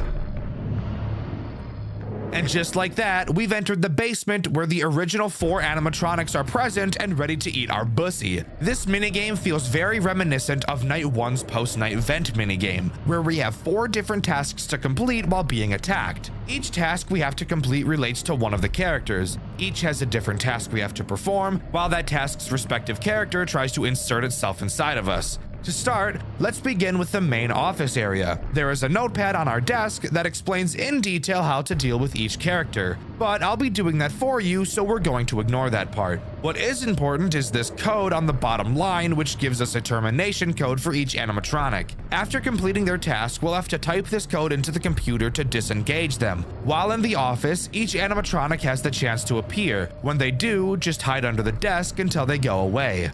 Alright, so let's talk about Bonnie's minigame first. In it, there are several wires like it's Among Us. While looking at the panel, every century it feels like a symbol will appear on a small screen. You then have to cut the wire that shares that symbol. Cut the wrong one and Bonnie has a field day with you. Also, Bonnie is fat as shit. Occasionally, Bonnie will appear in the room with you. When he does, all you have to do is stare at him and hold your flashlight in his eyes, blinding him like when I was a kid and would stare at the sun for too long, or when I'd put the flashlight right up to my eyeball and turn it on. After you cut all the wires and disable him on the computer, we can move on to Chica. But I know what you did. To her. To Charlie. You stood there and you watched the light go out of her eyes, didn't you? My little girl. And you took her from me. I thought if I gave these machines a greater purpose, if I made them strong enough, smart enough, maybe they could end you. Maybe they could give her peace. Chica's tasks requires you to wait for 300 years for a fuck ton of switches to light up in a specific order, flicking them on after they light up. Meanwhile, Chica will slowly be approaching you through the hallway. When she gets close, all you have to do is close the door until she leaves. Once you've flipped every switch and disabled her on the computer, it's time to move on to Foxy. Fredbear wasn't enough. Neither were the others upstairs. You slipped through again, like you always do. So I turned to the prototypes. Stronger, smarter, obedient only to me. Never to you. Foxy's minigame is by far the best in terms of it not taking 6,000 light years to complete. All you have to do is spin this crank in a circle more than I throw my ass in a circle when I play a FNAF game with no power and no music box. While you do this, Foxy will slowly appear out from behind the curtains. All you have to do is occasionally pull them closed and he won't be able to get you. Terminate him on the PC and we can move on to Freddy. I rewrote their code, set their purpose. Freddy, Bonnie, Chica. The ones buried down here. They were meant for you, William. To tear you apart, piece by piece, until nothing is left. Freddy makes me want to die, easily being the most annoying character in this entire minigame. All you have to do is hold down a lever while a meter very painstakingly slowly fills up. Occasionally, Freddy will enter the room, and all you have to do is stare at him and not move until he goes away. The only problem with this section of this minigame is that it literally takes like 5 fucking minutes. It's ridiculous. Of course, terminate him on the computer, and the night is over, giving us this final, insane cutscene. It's a pretty long one, but you're not going to want to miss it. I can't forgive you. Not for Charlie. Not for Elizabeth. Not for any of them. I don't know how, but you seem to destroy everything you touch. I want you to remember her face.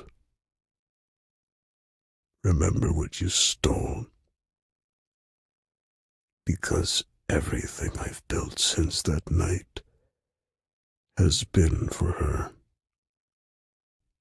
You will die here, William. And you will suffer. Thank you for getting rid of them for me. But I can't let you walk out of here with all that, John. Nothing personal.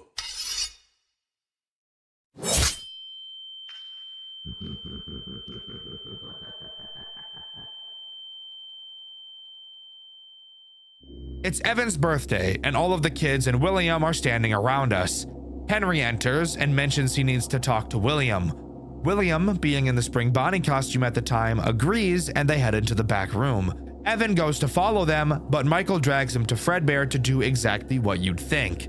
I'll let the rest of the cutscene speak for itself, because it is truly one of the craziest things I've ever seen. Well, look who finally decided to come home. You're here about Charlie. Of course you are. Why'd you do it? You really don't know. It wasn't just about her. It was about you. What? You had everything. The money, the awards, your name on every goddamn news article. Henry Emily, the genius behind Fredbears. You were the face of the future. I was just the man behind the curtain, building your dreams. You had a wife who loved you, kids who adored you, and Charlie. God, she looked at you as if you hung the stars. Meanwhile, my wife left. Michael hated me. Evan feared me. And Elizabeth got too close to one of my creations, and I just let it happen. Because that's what I do, Henry. Everything I build turns to rot. But you kept building a dream. so I tore it down. I took something you'd never get back. Not because I had to, but because I could. I wanted you to wake up like I do, empty. Come on, give him a big old birthday kiss. Oh, he's gonna cry again.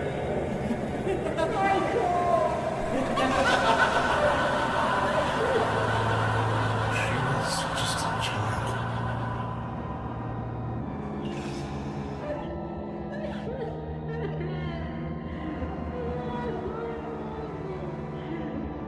Evan.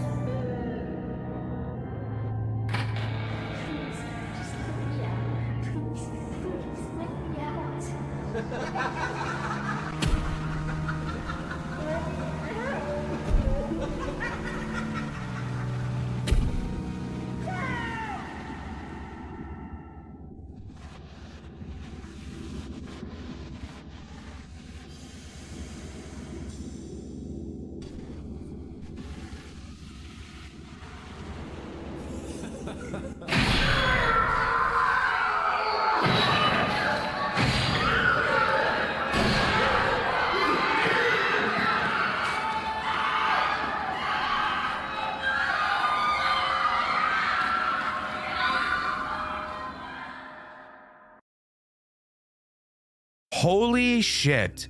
William went to save his child from Fredbear, but Henry remotely causes the spring lock failure while William was out in the open in front of everyone, in front of his 2 children. The spring lock failure happens in public where there are plenty of people to see, and as far as I can tell, it's not even confirmed if the bite happens. This was easily the most shocking cutscene I've ever seen from any FNAF game, and you can see my reaction to it over on my second channel, Dxtr Black. Finally, we see the locked FNAF 4 box. We get the bad ending. There's something we're missing. And don't worry, we're going to get it. Throughout this game, several crumpled notes can be found in various locations. Collecting all 6 of them will allow us to see what's inside of the box. So let's go over each location where you can find them. The first page is on night 1. It'll be directly on your desk. It reads, Evan keeps crying every night. He says he's seeing things moving at Fredbears when nobody's there. Ever since Charlie went missing, he's been acting weird. The second page is found inside of one of the vents during the post-night 1 minigame. However, it doesn't appear immediately. You will have to wait for a little bit before it'll actually show up, which is a bit weird. Regardless, it reads, It's kind of funny how that balloon boy animatronic looks like me when I was little. I think Dad's trying to mess with me. He said it's a reminder of his favorite troublemaker. The third note can be found on the floor of the back room during the Repair Fredbear minigame. It reads, Henry hasn't shown up in a while. When I asked Dad, he started acting mysterious again. Reminds me of when Mom took Liz and left. Dad won't even talk about it. The fourth page is found during the stockpiling shelves minigame. After stocking the pizza boxes and the paper towel rolls, in the hallway you'll be able to find it on the floor. It reads, The new Freddy's place is supposed to have a pirate Foxy animatronic. I told Dad that one's gonna be my favorite. The fifth page is found during the speaking to the puppet minigame. If you turn around where Foxy stands, you'll be able to see it on the shelf. It reads, My favorite employee, Joe A, got fired today. Kinda sucks. He was pretty cool. Used to sneak me extra tokens when Dad wasn't around. At least we still have the other Joe, but he's been acting weird lately.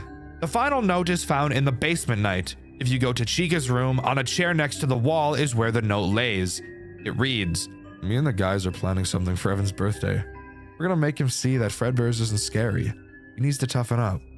Through these notes, it's very obvious that they were all written by Michael Afton. And that last note is especially eerie, confirming that the act that ends up getting Evan killed was premeditated. Now granted, clearly from this note we see they weren't trying to harm him, and it's framed in this game that Michael actually really cares about Evan and wants him to be tougher and not so scared of Fredbears like we know he is. And nothing confirms this more than the true ending. After collecting all 6 notes, we'll be able to open the FNAF 4 box, and we get to hear from Michael himself, now completely alone with no family left. Evan, I don't know if you can hear me, but I'm so sorry.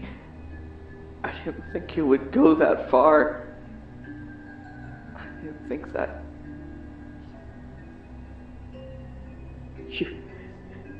You were always scared of that place. And I made it worse. I thought maybe you'd laugh. Or at least see it wasn't real.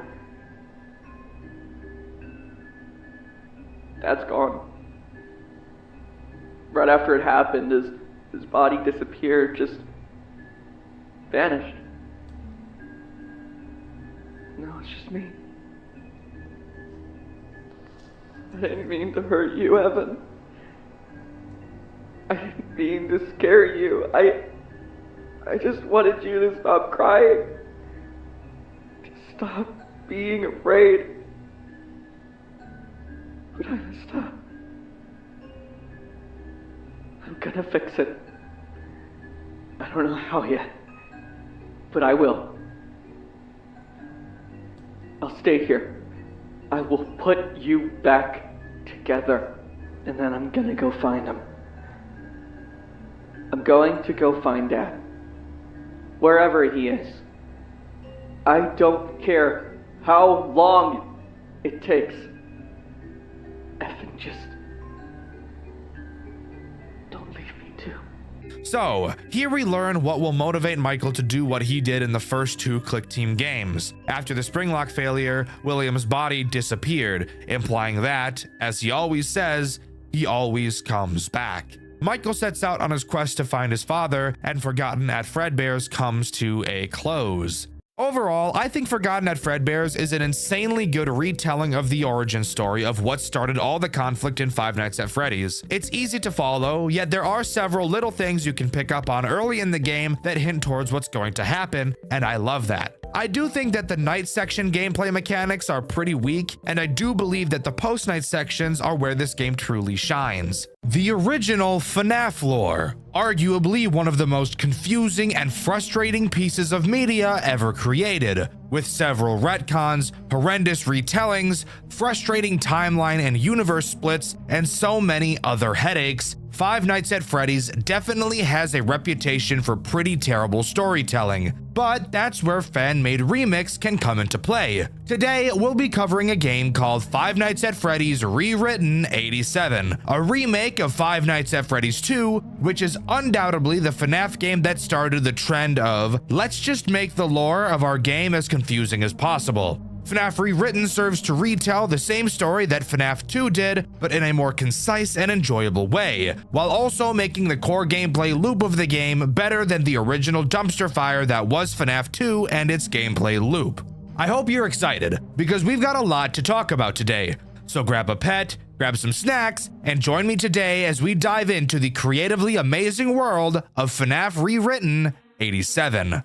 FNAF Rewritten 87 opens with a playable cutscene. We see Spring Bonnie standing in front of us. He calls us Gabriel, the child in the Freddy suit, and tells us to follow him. As we walk through the opening credits, we stumble upon a door. We, very creepily, I will add, see Spring Bonnie open the door, only to see Freddy sitting on the table. Oh my god. Walking inside, we get snatched up and stuffed inside of the suit. Who could have seen that one coming? Upon waking up, surprisingly not dead, or actually, who knows, maybe we are actually dead and we're just seeing through our soul at this point, we watch as Freddy and the other characters perform on stage, knowing that there is at least one dead child in one of them. However, I think we can infer that there are probably children inside of Bonnie and Chica as well. We learn about the restaurant shutting down and being bought by a bigger company, only for the whole franchise to be remodeled with safety in mind. Afterwards, we're dropped straight into night 1. However, it doesn't begin in the way that most FNAF games begin.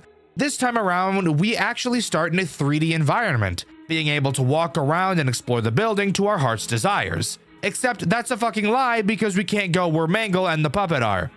What?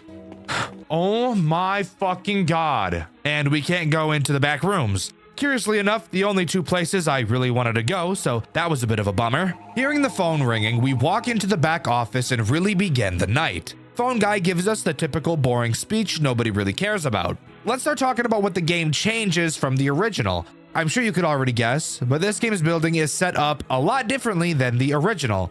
To start, let's talk about the kitchen. The kitchen replaces one of the party rooms from the original, and actually there are plenty of employees-only areas throughout the building that connect various areas. For example, using employee-only hallways, you can walk from the kitchen to the back room, which, yes, you still cannot enter from this angle either. I know, disappointing. These new locations aren't necessarily important per se, but I do think that they're a very nice touch and serve to make this game feel reminiscent of FNAF 2 without just being a direct copy of it, and I like that. The tools at our disposal, however, are exactly the same. Flashlight, cameras, Freddy mask. However, the flashlight does work a bit differently from the original, but I'll explain that more once we start talking about a certain fat bastard. So, who are the threats introduced on this night? Well, to start, of course, we have Toy Bonnie, and Toy Chica, and Toy Freddy. Okay, so this game definitely lays a lot on you. Not that that's a bad thing. If anything, it's a good thing because it gives me more to talk and complain about in this video and gives you guys a longer video because of that. Let's start with Toy Bonnie, the worst character to ever walk the face of the earth. Toy Bonnie does exactly what he does in the original. He'll make his way through the building and into your right vent. Where do you think you're going? Oh my fucking god, dude. Once you see him in your office, put the Freddy mask on, and you'll get to watch him crip walk into your office. The animations in this game, by the way, are really awesome, so get used to it. Toy Chica, while being the hottest character I've ever seen in my life, is pretty much the same as she is in the original. She struts around, my jaw drops like a cartoon character, and my eyes pop out whenever I see her, and my tongue comically falls to the floor, and she makes her way to your left vent. Oh my god, come here, bro. However, before she does, you can see her in the hallway, and literally watch her fent walk into the party room. Seriously, look at the way she initially bends backwards to start walking. That's disgusting. Anyways, once you see her in your vent, put the Freddy mask on. However, unlike the original where she just disappears, much like FNAF 2 Reimagined, Chica does actually come out of the vent like Toy Bonnie and stares into your eyes for a bit. While most people would just wait for her to leave, I actually toss around the thought of taking the mask off and allowing her to start digging in me. I could talk about my attraction to Toy Chica for days on end, but let's move on to talking about the final threat this night introduces, Toy Freddy. The fat ass, whale ass, elephant ass, hippopotamus ass, dump truck ass, island in the ocean ass, massive ass, gargantuan ass, obese ass, folds on folds ass, looking fat ass, fucking fat ass robot. Toy Freddy. Toy Freddy, Toy Freddy, while morbidly obese, if you weren't aware, is actually the first character in this game to do something completely different from the original, which I actually think is really great. A problem I have with FNAF 2 is the amount of characters that all do the same thing. While you could argue that Withered Freddy is supposed to be the main character for FNAF 2, given the fact his face is on the icon, I actually think Toy Freddy is a better fit for the main character, just given the environment the game takes place in and the overall theming of the game. And to have your main character do something as boring as Toy Freddy does, aka just walk through the hall and appear in your office, it just feels so boring and lazy. Toy Freddy in this game is actually just an asshole. If you look on your camera map, you will see 4 cameras that have a thick green ring around them. These cameras each have a breaker box inside of them. Occasionally, Toy Freddy will laugh, signifying that he's about to do something devious like putting his hand in the cookie jar, only to find out that it's empty because his sausage finger ass already put his hand in the cookie jar 36 other times today. When you hear him laugh, he'll appear next to any one of these 4 breaker boxes. You'll have to quickly find which one he appeared at and flash your camera light at him and he'll go away. He's afraid of the light, which would make sense given his build. I'm willing to bet he's the type of guy to sit in the dark at his computer all day playing a World of Warcraft, League of Legends, Valorant, or something really niche like EverQuest. So light being his weakness makes total sense. Also, we know this fat ass plays games all day and does nothing else because playing a video game is literally his mechanic in Ultimate Custom Night. This is canon, guys. He's a fat piece of shit. Scott confirmed it. He actually called me last week to tell me, quote, "Hey yo dog, Toy Freddy is a fat piece of shit, you feel me?" And I was like, fuck yeah dog, I feel you. Anyways, moving on to the last thing I want to talk about before we move on to night 2. The way the camera in this office controls. There's no other real way to describe it except fucking awful. It just feels really bad and awkward to control. It lags behind your mouse, which I'm pretty sure was intentional, but it just feels off. I was trying to click Toy Freddy's nose in my playthrough, which you can see over on my second channel, Dxtr Black, and I just literally couldn't get the camera to stop freaking the fuck out while I was trying to do so. On top of that, there's this weird stutter it has when you go near the vents. You'll go to click on a vent to shine your light at it, but before you can, for no reason, the camera will just stutter and move even more, even if your mouse isn't moving. It's goofy. I know I nitpick a lot in these videos, but I think controls are something that should be nitpicked. That needs to be nailed. Remember how I said that was the last thing I wanted to talk about before moving on to night 2? Well, I lied. There's actually 2 more things I want to mention. First, I forgot to say the music box is still a thing. Now, I'm not going to harp on it too much. You guys know how I feel about music boxes. AIDS, poop, and balls. There.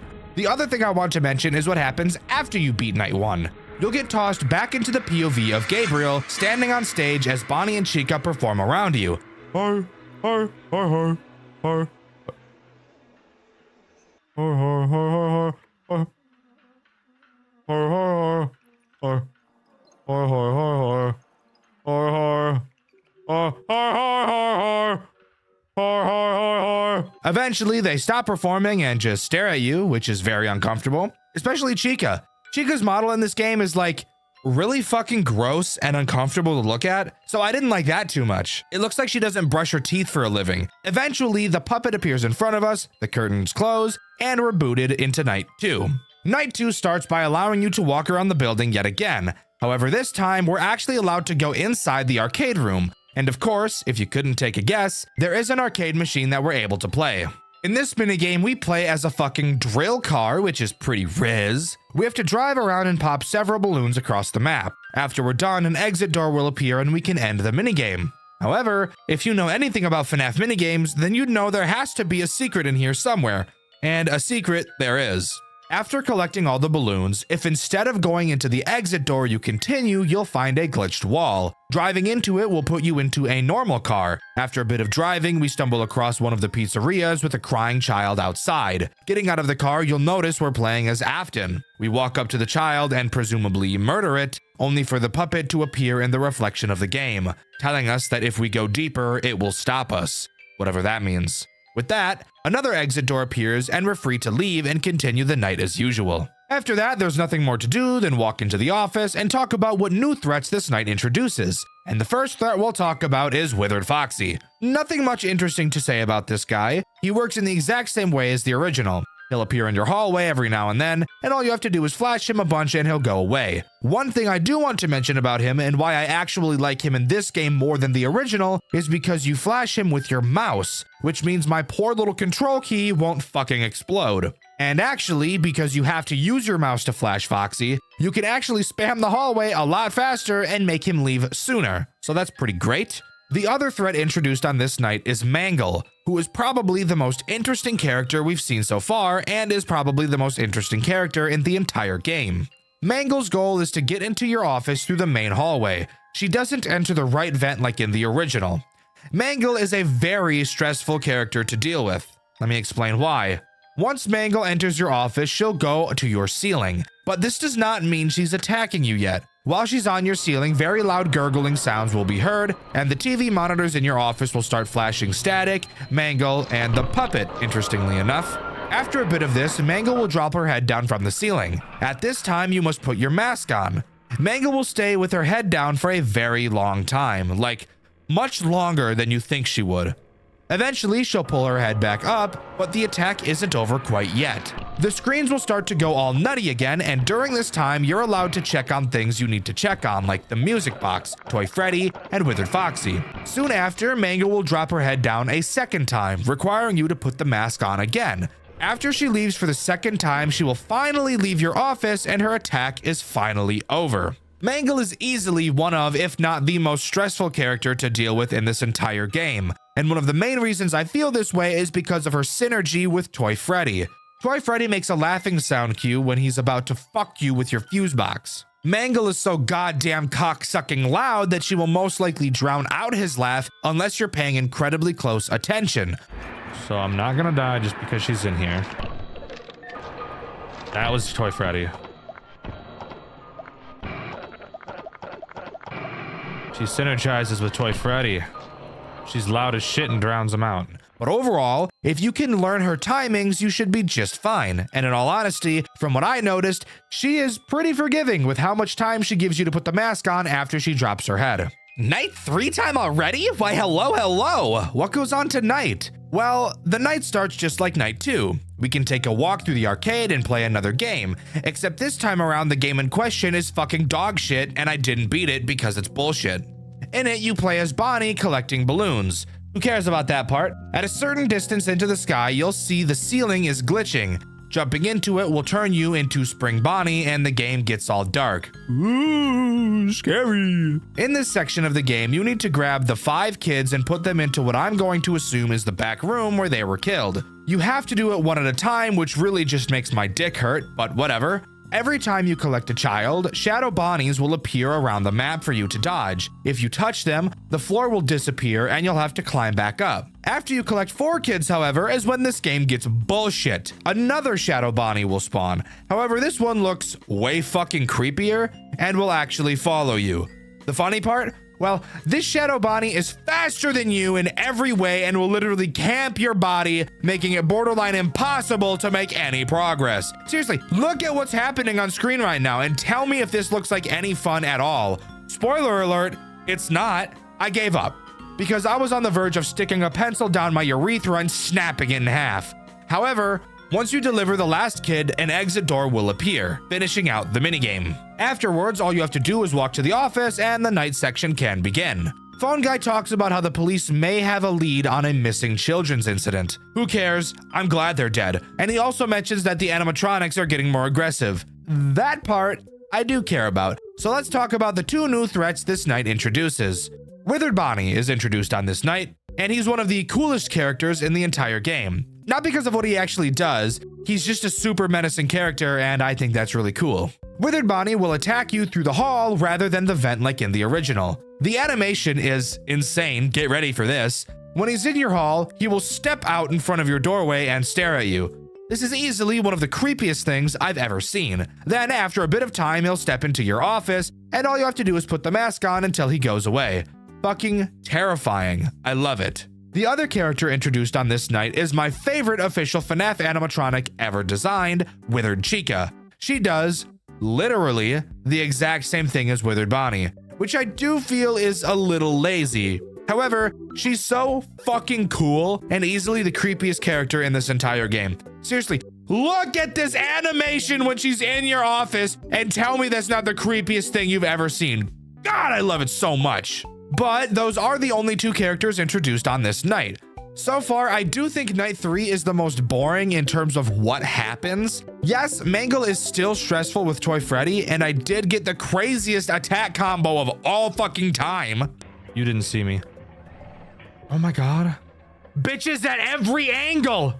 I'm getting railed from every angle. What is this? Hi. You are the most terrifying character in this fucking game. Holy shit. That's badass, dude. Oh my God, and look who's still fucking here. But in terms of what Night 3 actually brings to the table, I do feel it is a bit lackluster. I know that Toy Bonnie and Toy Chica do the same thing, but at least in a game like FNAF 2 Reimagined, while Bonnie and Chica variants did do the same thing, at least the Withereds and the toys attacked differently from each other.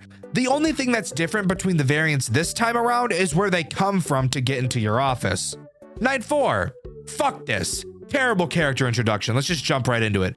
To begin, of course, we walk through the arcade and play yet another minigame. That is, unless you're me. Since I didn't complete the bullshit minigame from Night 3, I couldn't play the minigame on Night 4. Had I known that was going to be the case, I would have forced myself to beat Night 3's minigame. But fuck me, I guess I'm locked out of all the minigames for the rest of my playthrough. But what actually happens in this minigame? Well, I'm honestly glad I never did play this minigame because it appears to be just as frustrating as the last. In it, you play as who I think is Mangle. You're tasked with finding 5 balloon boys around the map. Afterwards, you move on to the next round and holy shit! It says there's 20 fucking rounds. I think I'm gonna shoot myself. Luckily for us, actually collecting the balloon boys isn't the real objective. Occasionally, a crying child will appear from the ground, and these are the real characters you want to collect. After collecting your first one, a shadow Bonnie will appear on the map.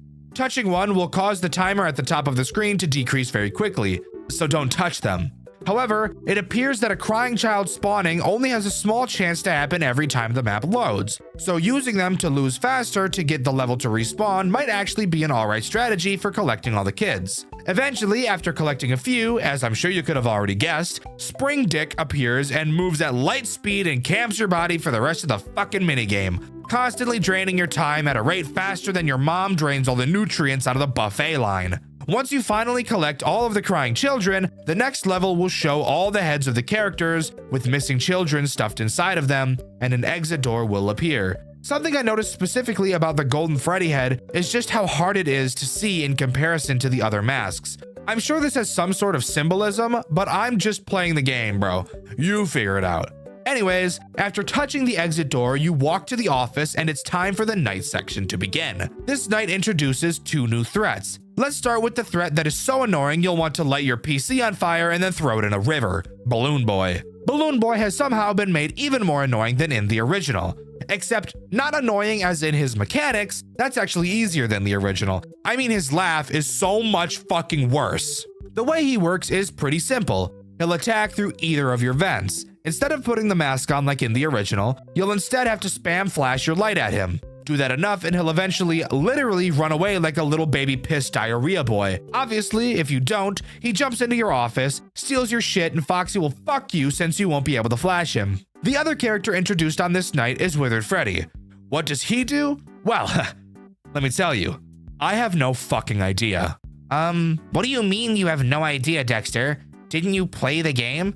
Yes, I did. However, this series and this Dxtr White video specifically, I wanted to try something a little different in the video creation process. Typically, after I finish recording a black series, if I think the game was worthy of a white video, I'll put it on my white list. Depending on how much I either liked or disliked the game, will determine how high up on the list the game will go. And when it comes time to script a Dxtr White video, I choose the video at the top of the list and write the entire script in one sitting. I feel this leads to the beginnings of my scripts being really hard to get into, and I feel that it also makes the amount of energy I have near the end of the script drop off. So I thought for this game I'd try something new. After recording each Dxtr Black video on this game, I would write the script specifically for that section. That way, I'm not writing a lot in one sitting and I get a fresh reset every day, which I've noticed has been making me a lot happier with the script in general.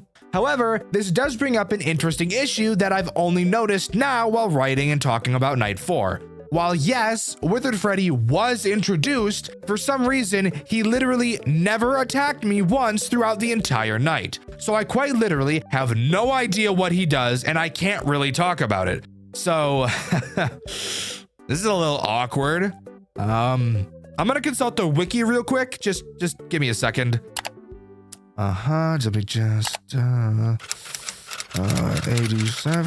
okay, and Night 4. Okay. Ah, here we go. Let me just we'll go to the hallway on the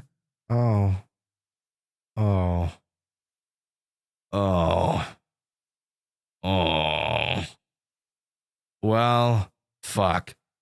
I really thought he was gonna do something cool, but no. He does the exact same thing as Withered Bonnie and Withered Chica. Just walks to your hall and eventually goes into your office where you have to put the mask on. Damn it, I really thought they'd do something interesting with this guy, and it's honestly really disappointing that they didn't. I had Withered Freddy appear in my hall multiple times throughout my Night 4 playthrough. However, never once did he attempt to step into my office. If I had to guess why, I'd say it's probably because when he was in the hallway, every other character at the same time decided to be there or be in my office. Oh my god, fucking party in the hallway! Party in the hallway! Let's just fucking not do this. Party in the fucking office! Hello! Hello, everybody at the same fucking time. Hi, guys. Fuck off. Oh boy, oh boy, oh boy. We're at Night 5 already? What a nice, totally calm and non-stressful ride it's been so far, right? Yeah, no, not really. But let's continue. To start, of course, we have another minigame to talk about, and this one is by far the most frustrating and annoying one yet. In it, we play as the puppet, tasked with giving gifts and then giving life, just like the original.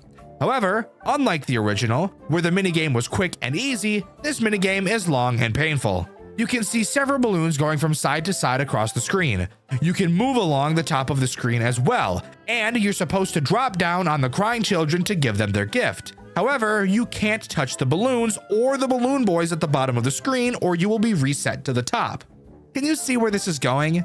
This minigame relies on luck, and you just fucking waiting for a good opening to drop down. And get this, as it goes on, it gets even worse. Every time you get a gift, a shadow Bonnie will appear in the balloons. These shadow Bonnies will move around and literally push the fucking balloons when they touch them, making the waiting for timings part even more fucking annoying. And you have plenty of them in this game. This game can take several minutes depending on your luck. Hell, I wouldn't be surprised if it took someone over 15 minutes to complete this bullshit. After giving the gift to the last kid, the screen goes dark and we're told to give life, putting the character masks on each of the children, with the puppet eerily watching in the background. After giving life, the puppet goes on a 2-decade rant. She gets upset that we keep playing these games, learning what happened to the children, even at its attempts to stop us. She says she has to kill us because apparently us knowing will make them truly die. She says this because obviously she gave them life in the forms of the animatronics.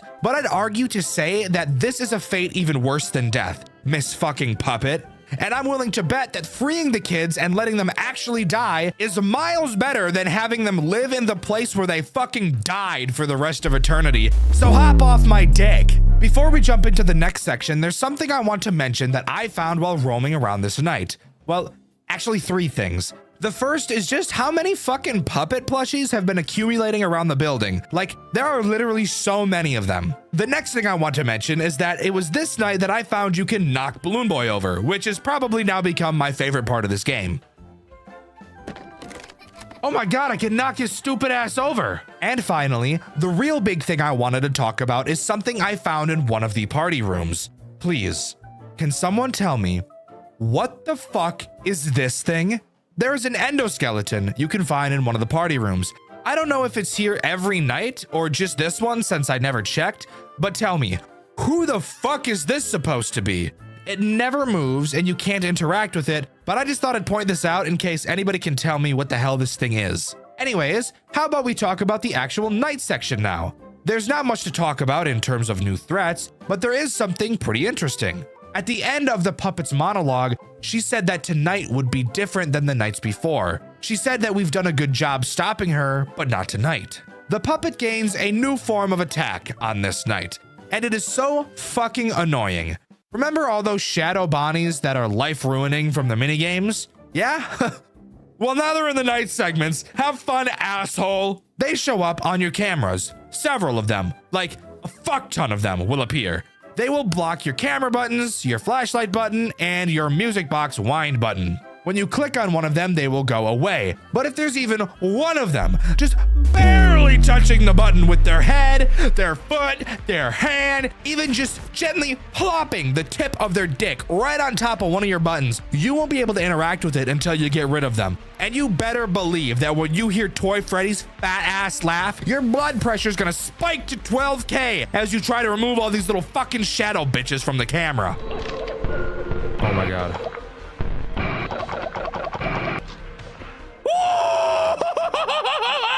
But that really is the only new thing added to this night. Of course, this night is much harder than night 4, and yes, it's still just as overwhelming with characters constantly jumping all over your shit and grinding in your office constantly throughout the entire night. Thank you for asking. Night 6 time! Holy fucking shit, is there a lot to talk about here. I was honestly expecting this video to be close to 20 minutes, but nope. We're going way over today. So, it was at this moment I learned that in order to play Night 6, I had to beat all the minigames from the previous nights. Fuck me. So, I did that, and now here we are. This night begins with a cutscene, talking about what I can only assume to be the bite of 87. Or the bite of 83? I think this one is 83, I'm pretty sure. I literally don't know the FNAF lore at all. It's so fucking awful. In this cutscene, we play as Jeremy Fitzgerald, going into a play area to retrieve a Freddy plushie. Of course, this play area is where Mangle is kept, and it's at this moment we notice that Mangle has the toy in her mouth. Attempting to go get it, she crawls away into the slide. Following behind her, she goes down the slide and we lose sight of her, only to see that she's placed the toy in a very convenient spot. Ooh, convenient. Going to grab the toy, Mangle swoops down on us like a pedophile in the park and bites the shit out of us, killing us instantly. Jeremy is then fished up by Old Man Consequences. He explains how people who have died unfairly don't get reeled up to the surface and are forced to stay underneath the ocean until they get peace. Even though we as Jeremy died unfairly, he explains that he made an exception for us because we died due to the supernatural. He also knows that we haven't finished what we started. This conversation with him goes on for a very long time, so let's just skip to the interesting part. We come back to the building. Of course, we're playing as Michael, not Jeremy. Just wanted to make that clear in case anyone was confused as to what was going on. We are indeed Michael Afton in this game. We enter through the back of the building through a vent and go to walk back to the office. However, before we do that, I want to point out that for some reason, Toy Freddy is not on stage and is instead standing in the same party room we saw that weird endoskeleton in previously. Oh, and of course, there's yet another minigame to play. Heading into the arcade, we can begin. This time we play as Chica and we have to bring a bunch of cupcakes to a table. You'll notice that this time around, there is a lack of shadow bonnies. That is, until you collect all the cupcakes. If you head up afterwards, you'll see the stick figure Jeremy pointing you towards a wall. Walking into it, we get teleported to a room with several platforms. It's in this room where the big bitch Shadow Bonnie is present. If he touches you, you get teleported back to the cupcake table and will have to come back. In this big platform room, there are characters from every other minigame you've seen so far, retrieving one of the missing children from each, giving them gifts, and then finally giving them life once more. The puppet tells us we need to stay out of its way, and an exit door appears for us to leave. Candy Cadet thought it'd be a great idea to block my fucking path to the office. He speaks to us, but it almost seems as though the puppet is speaking to us through him, given exactly what he says to us. Congratulations, Michael. Oh, hey, Candy. You won a free story. No coins required. Why do you know my name? Hey, Candy Cadet. Michael, you should have never come back. Oh. I told you to leave us alone. Oh, is that the fucking marionette? I'm happy. We are all happy. Do not try to take them away. You're not all Jeremy happy. tried. You do not want to be like Jeremy. Right, Michael? Oh yeah, Jeremy got bit. If you answer that phone, if you listen to Jeremy, I will have to stop you. I know there is good in you. I know you are sorry. Please leave. Oh, okay. You can't stop me, bro. After this, we find a different way to the office, and the night begins. Nothing new to talk about here, it's just a harder version of Night 5. That is, until we see a certain shadow rabbit in our cameras and the building goes dark. The lights come back on, and the phone begins to ring. Every camera has too many balloons on it, and our Freddy mask has been replaced by a Foxy one. There's no better way for me to explain to you what happens next. It's much better if you just watch for yourself.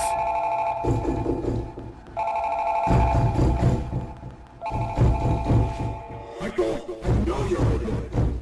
Know what you've done, Michael.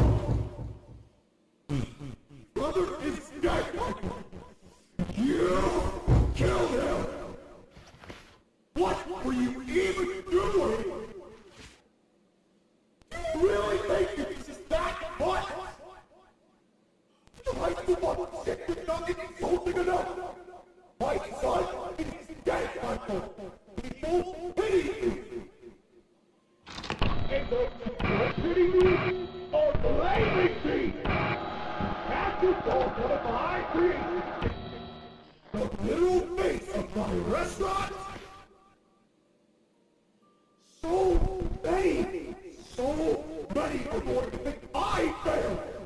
They'll think something's broken or wrong with my work. His machine builders.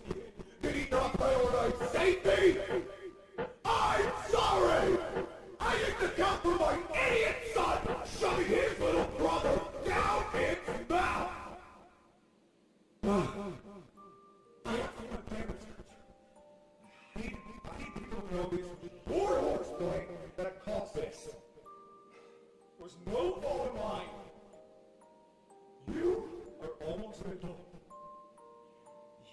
deserve to take full accountability for this. All of it.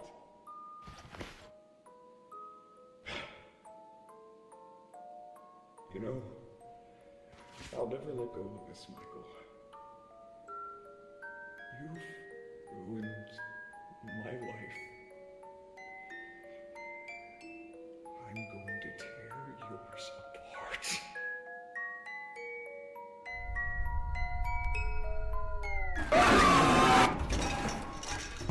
So, Michael has an episode, and Mangle is able to slip into the office and attack him. But hold up.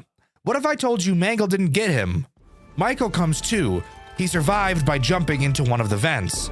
Now it's time for us to make our grand escape. We crawl through the vents into the kitchen where we see withered Chica. Fucking terrifying, by the way. Sneaking around her, we enter the hallway and a chase with withered Freddy begins. Withered Bonnie following close behind as well. We run through the back room, interestingly seeing that weird endoskeleton from before, but we don't really have time to focus on that. We close the door to the back room, but it's not long before withered Foxy starts to chase us as well. Getting into the main party room, a sign falls and blocks Foxy from being able to get us. We try to run to the exit, only for two balloon boys to block the way. Before we can think of what to do, the puppet jumps out of her box and yet another chase occurs. Choosing to run to the emergency exit, Toy Freddy blocks our path. Running back into the main hallways, Toy Bonnie and Chica spot us and the chase continues. Running down the hall, Mangle falls from the ceiling as we make a sharp left into the arcade room. Exiting, Toy Freddy greets us on the other side and we make it to the exit. Fenced off, we seemingly have nowhere to go. Hearing the puppet pounding on the door behind us, we jump behind some pizza boxes to hide. As the puppet breaks her way outside, the sound of police sirens can be heard as the puppet cowers and hides before she can be seen. We look down at the logbook we took, previously owned by Jeremy, and Five Nights at Freddy's Rewritten 87 comes to a close. While yes, this is where the main story ends, there's still something super interesting I want to talk about, and that is this game's extras menu, which actually isn't even a menu. It's basically just a 3D environment you can roam around and explore. The reason I want to talk about it, well, you can re-enter the pizzeria to explore, and around it you can find several Faz tokens. Using these tokens, you can go to the arcade room and have Candy Cadet tell you a story. The story he tells consists of an infamous cave in the woods that everybody is afraid to enter. One day, a child stumbles upon it, and a beast convinces him to go inside the cave with him. The child never exits the cave. Several children entered the cave and never returned. A sorcerer found the cave with the children and banished the beast from inside, locking all the children in the cave with a seal, keeping them safe inside from the beast that trapped them there. The children had the desire to leave, but the sorcerer couldn't let them without breaking the seal and letting the beast back inside. If it wasn't obvious, this story is obviously a metaphor for the missing children's incident. The cave is Freddy's, the beast is William, and the sorcerer is the puppet. This little extra thing you can do with Candy Cadet is honestly super fun, and I think it's such a unique thing to add to an extras menu. Finding these tokens and discovering this story is such a fun experience, and you can see me do it over on my second channel, Dxtr Black. But with that, as far as I'm aware, that is all FNAF Rewritten 87 has to offer. Overall, I think this game is nothing short of a masterpiece. It does a great job at making FNAF 2 feel like the overwhelming game Scott originally wanted it to be. The way the story is told is incredible, the graphics and animations are phenomenal, I love the character redesigns, and I really enjoy the mechanical changes where there were some. I would highly recommend you give this game a try, you will not regret it.